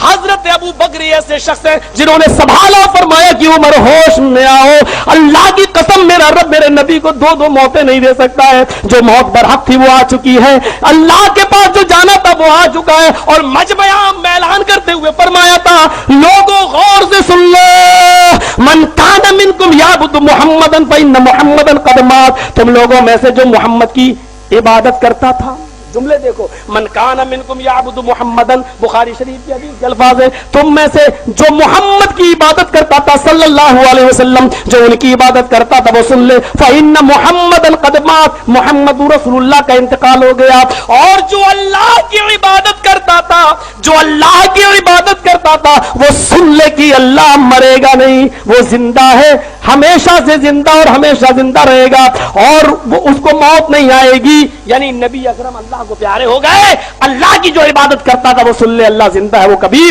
मरेगा नहीं। ये कहकर बताना चाहता उमर, होश में आओ, नबी अकरम इस दुनिया में नहीं रहे, नहीं रहे, नहीं रहे। तब हजरत उमर फारूक ने कहा, मुझे ऐसा लग रहा था हजरत अबू बकर के खुतबे को सुनकर जैसे कुरान की आयतें आज ही नाजिल हो रही हो। सिर्फ हजरत उमर फारूक को हजरत अबू बकर ने संभाला था, किसी ने इतनी हिम्मत नहीं दी। 10 साल 12 रबीउल अव्वल आई, लेकिन कभी हजरत उमर जिन्होंने अपनी एक बेटी दी हो अल्लाह के रसूल को निकाह में हफ्सा, लेकिन कभी भी जश्न मनाया हो, चिराग न जलाया हो, लाइटें न जलाई हो, हरी झंडियां न लगाई हो। तुम दलील दे दो, नबी को छोड़ो, हम तो तेरे बाप का भी जश्न मना लेंगे, दलील तो दे। हम वो करें जो अबू बकर ने किया तो हम गुस्ताख, तुम कहते हो इबलीस ने नहीं, तुम जानते हो कादरी साहब, जानते हो कादरी साहब, तुमने कहा कि इबलीस नहीं मनाता है, इबलीस ने नहीं मनाया जन, या वो नहीं बनाता है। ये जुमले अबू बकर सिद्दीक तक पहुंच रहे हैं, ये जुमले उमर फारूक तक पहुंच रहे हैं, ये जुमले उस्मान गनी तक पहुंच रहे हैं, ये जुमले हजरत अली तक पहुंच रहे हैं। लेकिन तुम्हारी कौम तो इसको गुस्ताखी नहीं मानेगी सहाबा की शान में, क्योंकि मिठाइयां जो तुम उनकी खाते हो, उनकी औरतों को अपने सामने बिठाकर झाड़ फूक जो करते हो, और जो खूबसूरत औरत देखते हो उसी पर जिन्नात का असर बता देते हो, ये तुम्हें गुस्ताखी का सर्टिफिकेट तो देगी नहीं। तुम्हें मालूम नहीं है, तुम्हें मालूम नहीं है, तुम ये कहते हो कि इबलीस ने नहीं मनाया। मैं तुम्हें बताता हूं, अबू बकर ने भी नहीं मनाया, उमर फारूक ने भी नहीं मनाया, हजरत उस्मान 12 साल खलीफा रहे, 12 साल में 12 मरतबा रबीउल अव्वल की 12 तारीख आई, लेकिन हजरत उस्मान ने कभी जश्न नहीं मनाया, कभी ईद मिलादुन नबी का जुलूस नहीं निकाला। तुम कहते हो इबलीस ने नहीं मनाया, ये जुमले उस्मान गनी तक पहुंच रहे हैं, तुम्हें नहीं मालूम तुम सहाबियों की शान में जोश में कितनी गुस्ताखी कर जाते हो। लेकिन यही बात अगर हम कह दें तो हम सहाबा के शान में गुस्ताखी करने वाले हो जाएंगे, हम रसूल के मुनकिर हो जाएंगे। हाँ, तुम्हारी कौम तुम्हें शब बरात पे हलवा खिलाए, मुहर्रम पे खिजड़ा खिलाए, अरे तुमने तो उनको मरने के बाद भी नहीं छोड़ा। तीजा खा जाओ मरने के बाद, फिर 10वां खा जाओ मरने के बाद, अब कहने लगे 20वां भी खिलाओ। जो कौम 20वें के बाद 40वां भी खा लेती हो, और अब कहने लगे बरसी खिलाओ, तो ये कौम तुम्हें गुस्ताखी का सर्टिफिकेट कैसे देगी? तुम तो 100 खून भी तुम्हारे ऊपर कर लो माफ है, ये कौम तुम्हारी बड़ी इज्जत करती है, इसको मालूम नहीं है। तुम कहते हो इबलीस ने जन्मदिन नहीं मनाया, तुम्हें मालूम है उस्मान गनी को एक नहीं 2 बेटियां दी थी अल्लाह के रसूल सल्लल्लाहु अलैहि वसल्लम ने। पहली बेटी बीवी का जब इंतकाल हो गया तो हजरत उस्मान ने को अल्लाह के रसूल ने दूसरी भी दे दी, और दूसरी का भी इंतकाल हो गया तो रोने लगे। हजरत उस्मान से अल्लाह के नबी ने फरमाया था, आए उस्मान, इतना कलेजा तुमने मेरा ठंडा किया है, अगर मेरे पास 40 बेटियां भी होती और एक एक करके इंतकाल कर दी जाती तो एक एक करके मैं तेरे निकाह में देता जाता। इतना जिसने कलेजा ठंडा किया हो नबी का, आहा। लेकिन जब नबी अकरम इस दुनिया से चले गए, 12 साल उस्मान खलीफा रहे, लेकिन अपने घर में 12 रबीउल अव्वल को कभी जुलूस नहीं निकाला, अपने घर में कभी हरी झंडियां नहीं लगाई, रोशनी नहीं की है। मेरे भाइयों, क्या इनको मोहब्बत नहीं थी? तुम कहते हो इब्लीस ने नहीं मनाया, हजरत अली ने भी नहीं मनाया। 5.25 साल खलीफा रहे, 5.25 साल में 5 बार न सही तो 4 बार तो रबीउल अव्वल की 12 तारीख आई होगी, कभी जिंदगी में जुलूस नहीं निकाला। अरे सब छोड़ो, कादरी साहब तुम्हारे इमाम जिसके तुम मुकल्लिद हो, इमाम अबू हनीफा रहमतुल्लाह अलैह ने भी कभी अपने घर में जश्न नहीं मनाया, कभी उन्होंने अपने घर में हरी झंडियां नहीं लगाई। अब बताओ तुम्हें ये कहते हुए कैसा लगेगा? इब्लीस ने जन्म नहीं मनाया, इब्लीस ने जश्न नहीं मनाया, अब बताओ तुम्हें कैसा लगेगा? तुम नहीं जानते हो कि तुम्हारे ही जुमले कहां कहां पहुंच जाते हैं, लेकिन तुम्हारी कौम सुभान अल्लाह या रसूल अल्लाह नारे में उसको भुला देती है। वो बेचारी भोली भाली है, क्योंकि तुम्हारे मौलवियों ने फतवे दे रखे, जिसको कुरान पढ़ना ना आता हो सीखने की जरूरत नहीं, उंगली चलाते रहो सवाब मिलता रहेगा। तो बेचारी कहां तुमसे सवाल करे? तुमने पहले ही कह दिया है, कुरान को समझना तुम्हारे बस की बात नहीं, हदीस को समझना तुम्हारे बस की बात नहीं। मुल्ला मौलवी जो कह रहे मान लो, तुमने पहले ही इनको दूर कर दिया है। ये तुमसे सवाल करें तो कहां से सवाल करें? हम दलील मांग रहे हैं, तुम कह रहे हो इब्लीस ने जन्मदिन नहीं मनाया, इब्लीस ने जश्न नहीं मनाया। तुम जानते नहीं हो मेरे भाइयों कि तुम क्या कह रहे हो और कहां तक पहुंच गए हो और कहां तक चले जा रहे हो। हम सलातो सलाम के कायल हैं, लेकिन वो सलातो सलाम नहीं जो तुम पढ़ते हो made in India, made in India. अल्लाहुम्मा सल्ली अला सय्यदना व हबीबिना व शफीना, कहीं की ईंट कहीं का रोड़ा, अहमबती ने लाके खंबा जोड़ा। अब ये कहां है? कौन सी हदीस में ये जुमले हैं? कौन सी हदीस में जुमले हैं? अच्छा ईमानदारी के साथ बताओ, जो तुम खड़े होके पढ़ते हो, ऐसे खड़े हो गए ना, अस्सलातु अस्सलामु अलैका, झूम झूम के लगता है जैसे पूरी दुनिया का जिन्नात इसी के ऊपर आ गया हो, ऐसा पढ़ते हैं झूम झूम के, अस्सलातु अस्सलामु अलैका या रसूल अल्लाह, ऐसे पढ़ते हो, झूम झूम के पढ़ेंगे, ऐसा लगता है जैसे जिन्नात इन्हीं के ऊपर। सुलेमान अलैहिस्सलाम के पास नहीं था, उनके पास आ गया, ऐसा लगता है। अब ये सलाम पढ़ रहे हो, यही सलाम हम भी पढ़ते हैं, अल्लाह की कसम पढ़ते हैं। क्या मतलब हुआ? सलातो सलाम हो रसूल आप पर, यही तो मतलब हुआ। तर्जुमा उर्दू में करो तो यही तो हुआ, सलातो सलाम हो अल्लाह के रसूल आप पर। और हम भी यही पढ़ते हैं नमाज में, अस्सलामु अलैका अय्युहन नबी, बिल्कुल वही जुमला, आए नबी सलाम हो आप पर। फर्क इतना है, तुम खड़े होकर पढ़ते हो, हम बैठकर पढ़ते हैं। फर्क इतना है, तुम आला हजरत का सिखलाया हुआ पढ़ते हो, हम मुहम्मदु रसूलुल्लाह का बतलाया हुआ पढ़ते हैं। फर्क इतना है, तुम मेड इन इंडिया पढ़ते हो, हम मेड इन अरब पढ़ते हैं। गाली क्यों देते हो? ये तो अपनी अपनी किस्मत है, किसी को मेड इन इंडिया मिला, किसी को मेड इन अरब मिला, ये तो अपनी अपनी तकदीर है। जलते क्यों? हम तो खुश हैं।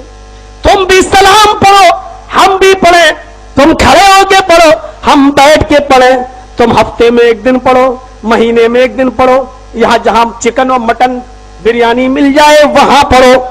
हम एक दिन में 5 मरतबा नमाज में पढ़े, सुन्नतों में पढ़े, कौन नबी पर कितना दरूद पढ़ता है आओ जरा गिन लो। तुम खड़े होकर पढ़ो, हम बैठ के पढ़े। तुम खड़े होकर इसलिए पढ़ते हो क्योंकि तुम्हें तुम्हारे आकाओं ने यही बताया, हम बैठकर इसलिए पढ़ते हैं क्योंकि हमें जनाब मुहम्मदुर रसूलुल्लाह ने यही बताया। मेरे भाइयों, फर्क इतना है कि तुमने अपना सबसे बड़ा बुजुर्ग नबी को हटाकर अपना मरकज किसी और को बना लिया और अपना बुजुर्ग नबी को छोड़कर कहीं और भी बना लिए, और हमारी नजर मुहम्मदुर रसूलुल्लाह की तालीम पे पड़ी तो हमें रसूल से बड़ा बुजुर्ग कोई नजर ही नहीं आया। फर्क इतना है, बस फर्क इतना है। मेरे भाइयों बताओ कौन सा जुर्म कर दिया हमने? ये सलातो सलाम हम भी पढ़ते हैं और तुम भी पढ़ते हो। तुम खड़े होके पढ़ते हो, हम बैठ के पढ़ते हैं। ईद मिलाद وہ جو تم کرتے ہو میرے بھائیوں. ابو لہب بھی جشن منایا تھا. تم کہتے ہو ابلیس نے نہیں منایا. ابو لہب اس نے تو منایا تھا. اللہ کے نبی جب 12 تاریخ کو تمہارے عقیدے کے مطابق جب 12 ربیع الاول کو پیدا ہوئے تو سب سے پہلے اللہ کے نبی نے اپنی ماں آمینہ کا دودھ پیا اور چند دنوں کے بعد پھر ابو لہب کی لونڈی صوبیہ کا دودھ پیا. اور مولانا صفی الرحمان صاحب نے تحقیق کے بعد نام لکھا سویبہ کا دودھ پیا. ابو لہب کی لونڈی نے جب خبر دی اپنے آقا کو ابو لہب کو آج تمہارے گھر میں تمہاری بھابھی نے عبداللہ کے بیوی نے آمینہ نے بیٹا پیدا کیا جنم دیا بیٹے کو جنم دیا تو ابو لہب اتنا خوش ہوا یہ سن کر محمد آج میرے گھر میں میرا بھتیجا ہے. ابو لہب اتنا خوش ہوا کہ مارے خوشی میں جو چادر اس کے جو نیا کپڑا اس کے جسم پر تھا اس نے اپنی لونڈی کو دے دیا کہ تو نے مجھے بہت بڑی خوشخبری سنائی ہے اور آج تجھے ایک اور انعام دیتا ہوں اور وہ انعام یہ ہے کہ تجھے میں اپنی غلامی سے نکال رہا ہوں. تو آزاد ہے. آج کے بعد تو میری غلام نہیں میری لونڈی نہیں. نکال دیا اس کو اپنی غلامی سے آزاد کر دیا. میرے بھائیوں کتنا اچھا جشن منایا تھا رسول کی نبی کی پیدائش پر. ابو لہب نے جشن منایا خوشی منائی نبی کی پیدائش پر لیکن ملا کیا جانتے ہو کیا ملا ابو لہب کو؟ اگر خوشی منانا ہی سب کچھ ہے تو اللہ تعالیٰ نے اس خوشی کی بنیاد پر ابو لہب کو بخش دیا ہوتا. لیکن کیا کہا تبت یدا ابی لہب وتب. ابو لہب تیرے دونوں ہاتھ ٹوٹ جائیں تو بھی برباد ہو جا تو بھی ہلاک ہو جا. یہ دیا اللہ تعالیٰ نے. پتا چلا کہ خوشیاں منانا پیدائش پر نہ تو یہ اسلام ہے اور اگر یہ اسلام ہوتا تو ابو لہب کو بھی جنت ملتی. میرے بھائیوں ابو لہب رسول نبی کی پیدائش پر محمد ابن عبداللہ کی پیدائش پر جشن مناتا. وہ نبی کو محمد کو تو مانتا تھا لیکن محمد کی نہیں مانتا تھا. یعنی اس نے محمد ابن عبداللہ کی پیدائش پر خوشی کا اظہار تو کیا لیکن اس نے محمد رسول اللہ کی حیثیت سے رسول اللہ کو قبول نہیں کیا.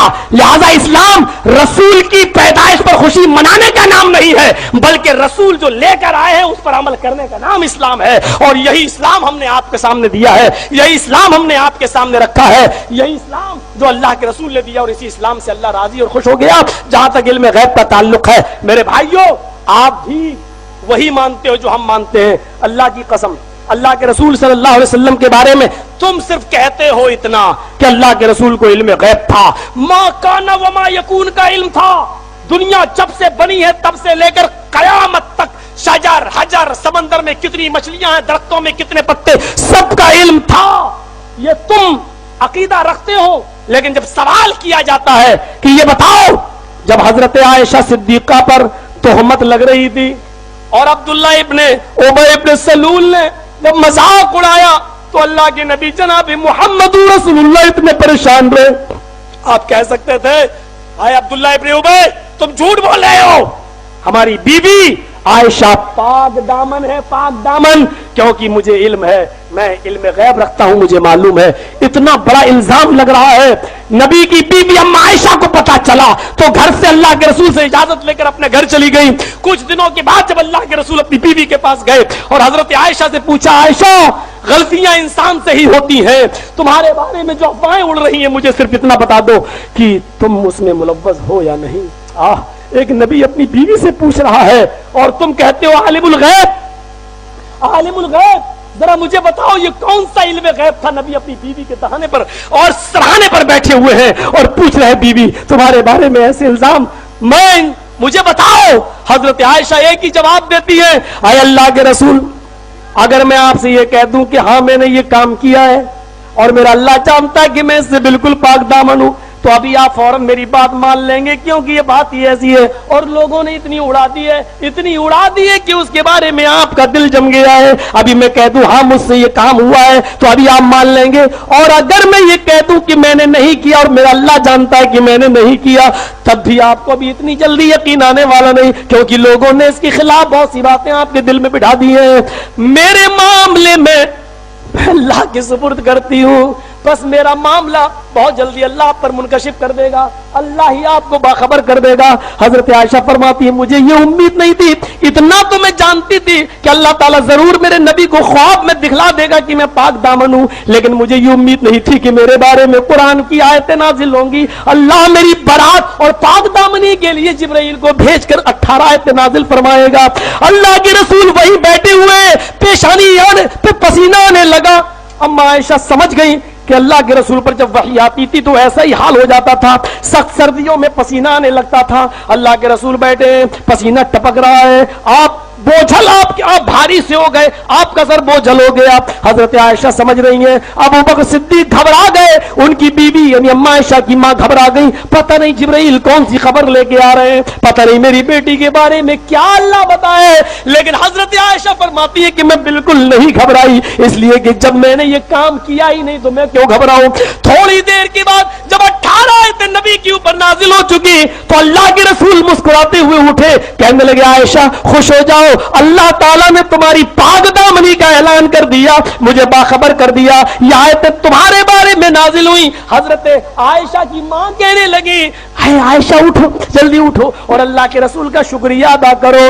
تم کیا جانو قادری صاحب، تمہارے چیلے اور چپاٹے کیا جانے، تم نے ان کو اتنا بے وقوف بنا دیا ہے۔ حضرت عائشہ نے جو جواب دیا تھا وہ تمہیں بتاتا ہوں۔ حضرت عائشہ کی ماں کہہ رہی ہیں تمہارے بارے میں قرآن کی آیتیں نازل ہوئی، اللہ نے پاک دامنی کا اعلان کر دیا، عائشہ تم نے اٹھو اور نبی کا شکریہ ادا کرو۔ حضرت عائشہ نے یہ کہہ کر ٹھکرا دی اپنی ماں کی بات، میں نبی کا کیوں شکریہ ادا کروں، میں محمد رسول اللہ کا کیوں شکریہ ادا کروں، یہ بھی تو انہی لوگوں کے باتوں میں آ رہے تھے، میں تو شکریہ اس ذات کا ادا کروں گی جس نے میری پاک دامنی کا اعلان کیا، میں بھی شکریہ اس کا ادا کروں گی جس نے مجھے پاک دامن ثابت کر دیا۔ بی بی رسول اللہ کے شکریہ کو ریجیکٹ کر رہی ہے اور اللہ کا شکریہ ادا کر رہی ہے، تم غور سے پڑھو تمہیں سب وہابی نظر آئیں گے۔ بی بی ریجیکٹ کر رہی ہے، میں رسول اللہ کا شکریہ ادا کیوں کروں، یہ تو مجھ سے پوچھنے آ گئے تھے، میں تو شکریہ اس کا ادا کروں گی جس نے میری پاک دامنی کے لیے قرآن میں 18 آیتیں نازل فرمائی ہے۔ میرے بھائیوں ذرا تصور ادا کرو، تصور کرو، حضرت عائشہ اٹھتی ہے، وضو بناتی ہے اور اللہ تبارک و تعالیٰ کے شکریہ کو ادا کرنے کے لیے 2 رکعت شکرانے کی نماز ادا کرتی ہیں۔ یہ شکریہ ادا کیا اپنے رب کا، اپنے رب کا۔ کہیے اللہ کے رسول صلی اللہ علیہ وسلم کے اس علم غیب کے بارے میں آپ کا کیا خیال ہے؟ علم غیب تھا تو آپ اپنی بیوی کے دانے پر ارے بکنے دو، تم نہیں پاک دامن ہو، لیکن آپ خود پریشان رہے۔ اور حضرت عائشہ بھی گھر چھوڑ کے چلی آئی تھیں کہ اللہ کے رسول میری طبیعت خراب ہے، روزانہ اس طریقے کی باتیں سن رہی ہوں، کیا میں اپنی امی کے گھر چلی جاؤں؟ اور اللہ کے رسول نے خوشی خوشی اجازت دے دی۔ ذرا سنو اور سوچو ایک ایک دن رسول کے اوپر کتنا بھاری گزر رہا ہوگا، کیونکہ منافقوں نے الزام لگانا شروع کر دیے، اے اللہ کے رسول آپ تو بہت جلدی زنا کی سزا دینے پر راضی ہوتے ہیں، دو اپنی بیوی کو کون سی سزا دو گے؟ عائشہ کو سزا دو۔ لیکن اللہ کے رسول کو کوئی گواہ نہیں مل رہا تھا کہ جو یہ کہہ سکے کہ میری آنکھوں کے سامنے یہ ہوا ہے، کیونکہ 4 گواہ چاہیے تھے، اس لیے صرف فیصلہ کرنے والی ذات اللہ ہی کی تھی، اور اللہ نے فیصلہ کر دیا، اور بالکل صحیح فیصلہ کر دیا کہ عائشہ پاک دامن ہے، پاک دامن۔ میرے بھائیوں اسی لیے تو ہم یہ کہتے ہیں کہ رسول کو وہی درجہ جو رسول کا ہے، عالم الغیب ذات صرف اللہ کی ہے، اللہ کی ہے۔ رسول کو علم تھا لیکن اتنا ہی جتنا اللہ نے بتایا تھا، ما کان وما یکون کا علم نہیں۔ نماز پڑھا رہے ہیں ظہر کی 4 رکعت، ظہر خمسن 5 رکعت پڑھا دیا، ظہر کی نماز 4 کے بجائے 5 پڑھا دیا، سلام پھیرا، صحابہ کہہ رہے ہیں اللہ کے رسول کیا نماز بڑھا دی گئی؟ ازید فی الصلاۃ، کیا نماز بڑھا دی گئی؟ اللہ کے رسول نے کہا قال وما ذاک، نہیں کیا بات ہے؟ فرمایا آپ نے 5 پڑھا دی، آپ نے فوراً سجدہ سہو کیا، 2 سجدے کیے اور اس کے بعد سلام پھیرا، اور سلام پھیرنے کے بعد فرمایا کہ انما انا بشر انسا کما تنسون فاذا نسیت فذکرونی۔ ذرا غور کرو حدیث کے الفاظ پر، آپ نے فرمایا میں بھی ایک بشر ہوں جیسے تم ایک بشر ہو، میں بھی ایک انسان ہوں جیسے تم ایک انسان ہو، انسا کما تنسون، میں بھی بھولتا ہوں جیسے تم بھول چک تم سے ہوتی ہے۔ پھر فرمایا جب میں بھول جایا کروں تو یاد دلا دیا کرو، اگر عالم الغیب ہوتے تو آپ کو معلوم ہو جاتا کہ میں نے 4 کے بجائے 5 رکعت پڑھائی ہے۔ صحابہ یاد دلا رہے ہیں، صحابہ یاد دلا رہے ہیں، صحابہ۔ علم غیب کی بات کرتے ہو میرے بھائیوں، کچھ کافر नबी अकरम के पास आते हैं और कहते हैं कि हमारा कबीला माइल ब इस्लाम है, इस्लाम की तरफ झुक रहा है, अगर थोड़ी सी मेहनत कर दी जाए और आपके साहबा पहुंच जाए तो हमारा कबीला पूरा का पूरा इस्लाम ले आएगा। आप अपने कुछ साहबा को भेज दीजिए, 70 कुर्रा की जमात, 70 कारियों की जमात अल्लाह के रसूल ने भेज दी, जाओ इनका कबीला इस्लाम की तरफ माइल है, आप उनको इस्लाम की दावत दो। 70 कारियों को भेज दिया अल्लाह के रसूल ने, लेकिन उन काफिरों ने उस कबीले में पहुंचने से पहले ही पहले इन 70 लोगों को पकड़ा और रास्ते में कत्ल कर दिया, 70 सहाबा को शहीद कर डाला। नबी अकरम को जब ये इत्तला मिलती है, 1 महीने तक कुरूते नाज़िला पढ़ते हैं और रुकू के बाद दुआ पे हाथ उठा उठा के कहते हैं ला तू इनको बर्बाद कर दे, शद्दिद शमलहुम दम्मिर दियारहुम, ये तमाम दुआएं नबी अकरम कर रहे हैं। आप बताइए कि अगर अल्लाह के रसूल को इल्म गैब होता तो आप उन 70 कारियों को क्यों भेजते? क्योंकि आपको पहले ही से मालूम होता कि ये लोग, इनकी नियतें खराब हैं और ये कत्ल कर देंगे हमारे सहाबा को। अल्लाह के रसूल सल्लल्लाहु अलैहि वसल्लम की को नींद कैसे आई होगी जब ये सुना होगा कि हमारे 70, वो भी पढ़ी लिखी जमात, जिनको इतनी मेहनत से पढ़ाया, उन पर मेहनत कर की गई और पढ़ लिख कर वो तैयार हुए थे कि ये इस्लाम की शुआएं फैलाएंगे चारों तरफ। एक इल्मी सरमाया खत्म कर दिया गया और सहाबा को, 70 सहाबा को शहीद कर दिया गया। पूछो मेरे प्यारे साथियों, अल्लाह के रसूल को इल्म गैब होता तो आप भेजते? मैं भी मानता हूं इल्म था, लेकिन उतना ही जितना अल्लाह ने बता रखा था, और जो नहीं बताया वो नहीं था। जैसे ये नहीं मालूम था कयामत कितने सालों के बाद आएगी, नहीं बताया, बस इतना बताया गया जुमे का दिन होगा, मुहर्रम की 10 तारीख होगी, तो आपने उतना ही बताया, और जो नहीं मालूम था वो आपने नहीं बताया। मेरे भाइयों, पूछा जा रहा बार बार, बताओ कयामत कब आएगी, कब आएगी? आपने फरमाया है इसका इल्म तो अल्लाह के पास है, इसका इल्म तो अल्लाह के पास है। आप बराबर कहते रहे, ये नहीं कहा कि मुझे मालूम है लेकिन मैं बताऊंगा नहीं, ये नहीं कहा।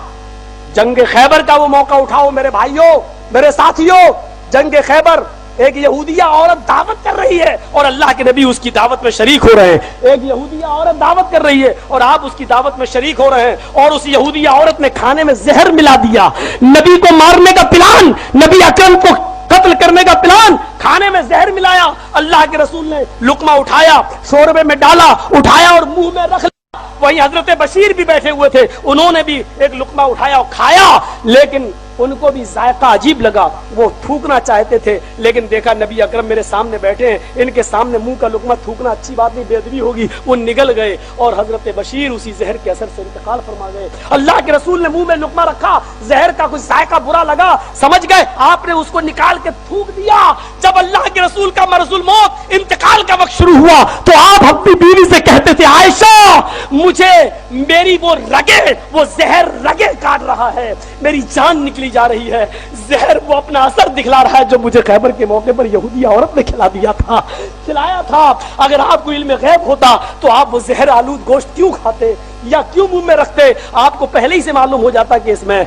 मेरे कादरी साहब, बड़ी इज्जत और एहतराम के साथ मैं कहता हूं, ये ढकोसले बंद करो, उम्मत को बांटने का काम बंद करो, बंद करो। कुरान साफ कहता है मफातीहुल गैब है, अल्लाह के पास है, इंदहू है, अल्लाह के पास है तमाम गैब की कुंजियां, तमाम गैब की चाबियां अल्लाह ही के पास है, अल्लाह ही के पास। इंदहू मफातीहुल गैब ला यअलमुहा इल्ला हू, अल्लाह के अलावा उनको कोई नहीं जानता। यह है दलील जो आपके सीने पे चढ़ के वार कर रही है। ला यअलमुहा इल्ला हू, गैब की कुंजियां और चाबियां अल्लाह के पास है। ला यअलमुहा इल्ला हू, उनको अल्लाह के अलावा कोई नहीं जानता। और जो आप कहते हो, आपने बताया कयामत से पहले ये होगा, ये होगा, ये होगा, और कयामत तक की खबरें दी है, इसको इल्म गैब कहना बिल्कुल बेवकूफी है। आज एग्जिट पोल बतला रहा है दिल्ली के अंदर केजरीवाल की सीटें ज्यादा आ रही हैं, तो अब कह दो कि अभी तो चुनाव बोर्ड गिना नहीं, क्या एग्जिट पोल को इल्म गैब है? कह दो, आप कह दोगे? हालात बता दिया, एग्जिट पोल ने बयान कर दिया। इसका मतलब यह नहीं है कि एग्जिट पोल को या इनके चलाने वालों को इल्म हो गया। अगर मेरे साथी कोई लश्कर तैयबा का आदमी आ जाओ, कहते जर्जीस कल देखना मैं लाल किले पे हमला करूंगा, मरूंगा, विस्फोट बांध दूंगा, और मैं आज कह दूं कल देखना लाल किले पे क्या होगा, बम विस्फोट होगा, एक लड़का मरेगा बम पर, और कल वो ऐसा हादसा हो जाए तो आप क्या कहोगे? मौलाना जर्जीस को इल्म गैब है? नहीं, क्योंकि मुझे बता दिया गया, एक दिन पहले ही उसने मुझे बता दिया था, इसलिए नहीं। जब अल्लाह ताला ने नबी को बता दिया कि ऐसा होगा ऐसा होगा ऐसा होगा, तो जब बता दिया गया तो इल्म कहां? जो चीज बता दी जाए तो इल्म कहां है? इल्म तो उसको कहते हैं जो खुद से हासिल हो। जब अल्लाह ने नबी को बता ही दिया तो इल्म कैसे है? क्यों? अल्लाह ताला ने साफ कहा है, मा यंतिकु अनिल हवा, मेरा नबी अपनी तरफ से कुछ बोलता ही नहीं है जब तक मेरी इजाजत ना हो, और जब मेरी इजाजत होती है तब बोलता है। तो जब अल्लाह के रसूल ने कयामत तक की जितनी बातें बताई हैं, ये अल्लाह के हुक्म और अल्लाह की इजाजत और जिब्राइल की आमद के बाद बताई है, तो ये इल्म कहां है? इसको आप इल्म गैब क्यों कह रहे हो? बताई हुई चीजें इल्म गैब नहीं होती हैं। इल्म गैब, और ना ही वो यहां इसमें पढ़िए तो आपको ऐसे ऐसे वाकयात मिलेंगे मेरे भाइयों कि हम आपको बस ये 2 वाकयात ही काफी है, वरना मैं निशान तो बहुत सी जगह लगा के लाया था। हैं? वो चूड़ियां पहन रहे हैं साहब, सैयदी मूसा सुहाग, और किसी ने उनसे कहा कि भाई ये जनाना वज़ा अच्छा नहीं है, क्यों तुम औरत बनते हो? अल्लाह के रसूल ने मना किया, तो उन्होंने उतार दिया। चलो मस्जिद में चलो नमाज पढ़ने चल दिए। सैयदी मूसा सुहाग, नाम भी पड़ गया सुहाग। सुहाग इस किताब में लिखा, सुहाग, मूसा सुहाग गए, और जैसे ही इमाम साहब ने, काजी शहर ने अल्लाहू अकबर कहकर नमाज पढ़ाई, अल्लाहू अकबर कहकर, ऐसे ही इनके ऊपर से सारे कपड़े उतर गए, मर्दाना और जनाना कपड़े आ गए। कहा अल्लाह, मेरा अल्लाह हय्युल्ला यमूत है, मेरा खाविंद, अल्लाह नहीं मेरा खाविंद। इस किताब में लिखा, सैयदी मूसा सुहाग ने कहा, मेरा खाविंद अल्लाह हय्युल्ला यमूत है, यानी मेरा शौहर जिंदा है, वो मरेगा नहीं। और ये काजी मस्जिद में मुझे बेवा करने लाया नहीं, मुझे मारने ले आया। फिर से वही जनाना कपड़े उनके ऊपर आ गए, जनाना कपड़े उनके ऊपर आ गए। यानी सैयदी मूसा सुहाग मानते थे कि अल्लाह मेरा खाविंद है, और ये इस किताब के अंदर लिखा है।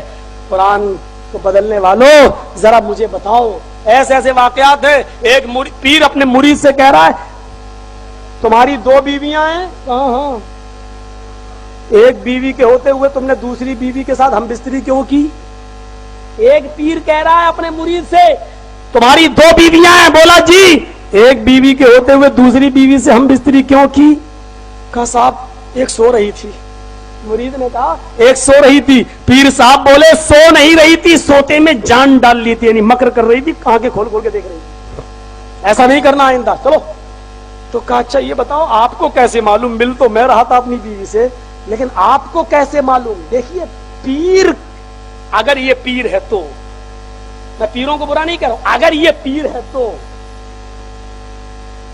और आज तुझे भी लोग पीर कहते हैं तो तू भी देखता होगा, आज तो लोग तुझे भी तो पीर कहते हैं, तो ये पीर क्या कहता है? तो उसने पूछा मुरीद ने, भाई हम बिस्तरी तो हमने की, तुमको कैसे मालूम? तो कहा कि वहां कोई और पलंग भी था, इसी किताब में लिखा है, वहां कोई और भी एक पलंग था। कहा हाँ एक एक्स्ट्रा पलंग था।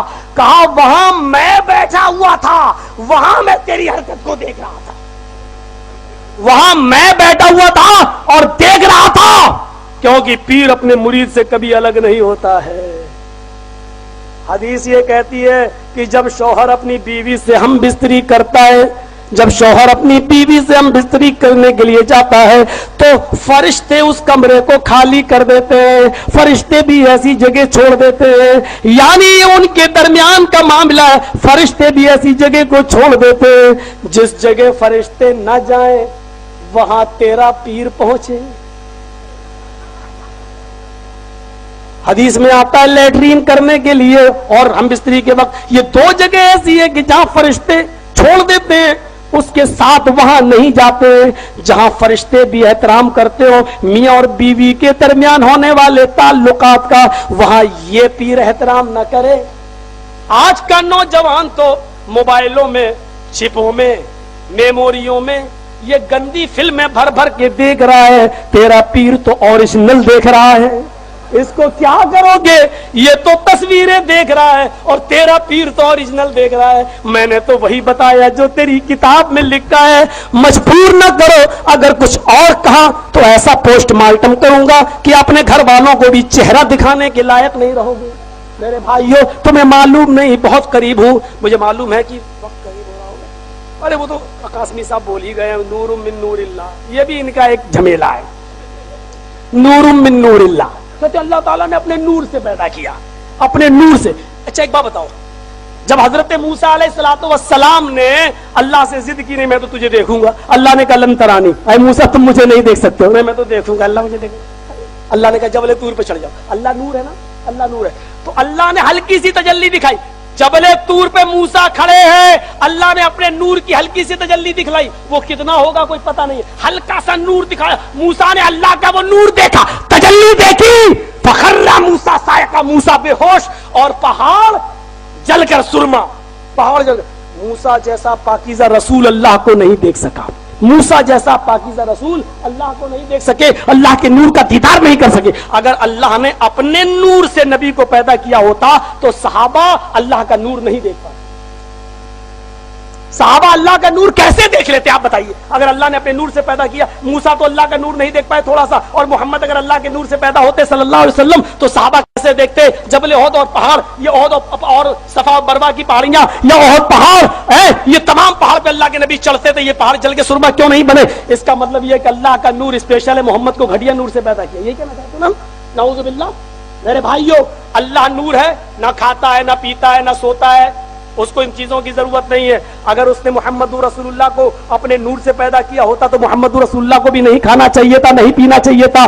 اللہ کی بیوی نہیں ہے تو محمد رسول اللہ کی بیوی نہیں ہونی چاہیے تھی. یہ تو بھائی مرد اور عورت، یہ انسان ہے، بچہ بھی انسانی پیدا ہوتا ہے.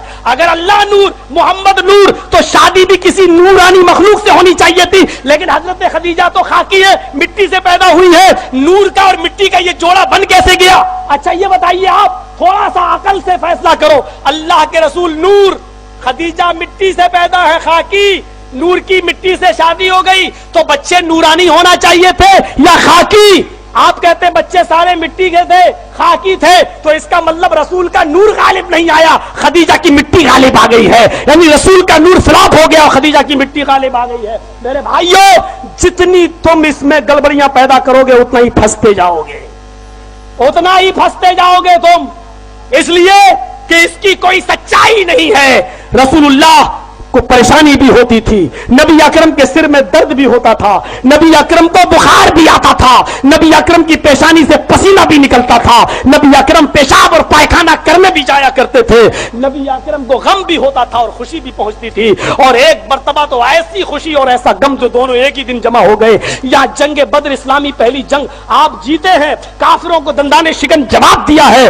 جس دن جنگ بدر میں کامیابی اور جیت ملتی ہے، فتح نصیب ہوتی ہے، اسی دن آپ کی بیٹی حضرت رقیہ عثمان غنی کی بیوی انتقال کر جاتی ہے، اور یہ خوشی اور غم ایک ہی دن میں شامل ہوتا ہے. میرے بھائیوں، ذرا اس رسول سے پوچھو، جنگ بدر جیتے ہیں، ابھی پہلی جنگ ہے اسلامی، 313 مسلمان 1000 کافروں پر غالب آئے ہیں، صرف 14 مسلمان صحابہ شہید ہوئے اور 70 کافر مارے گئے. یہ اتنی بڑی کامیابی ملی نبی کو.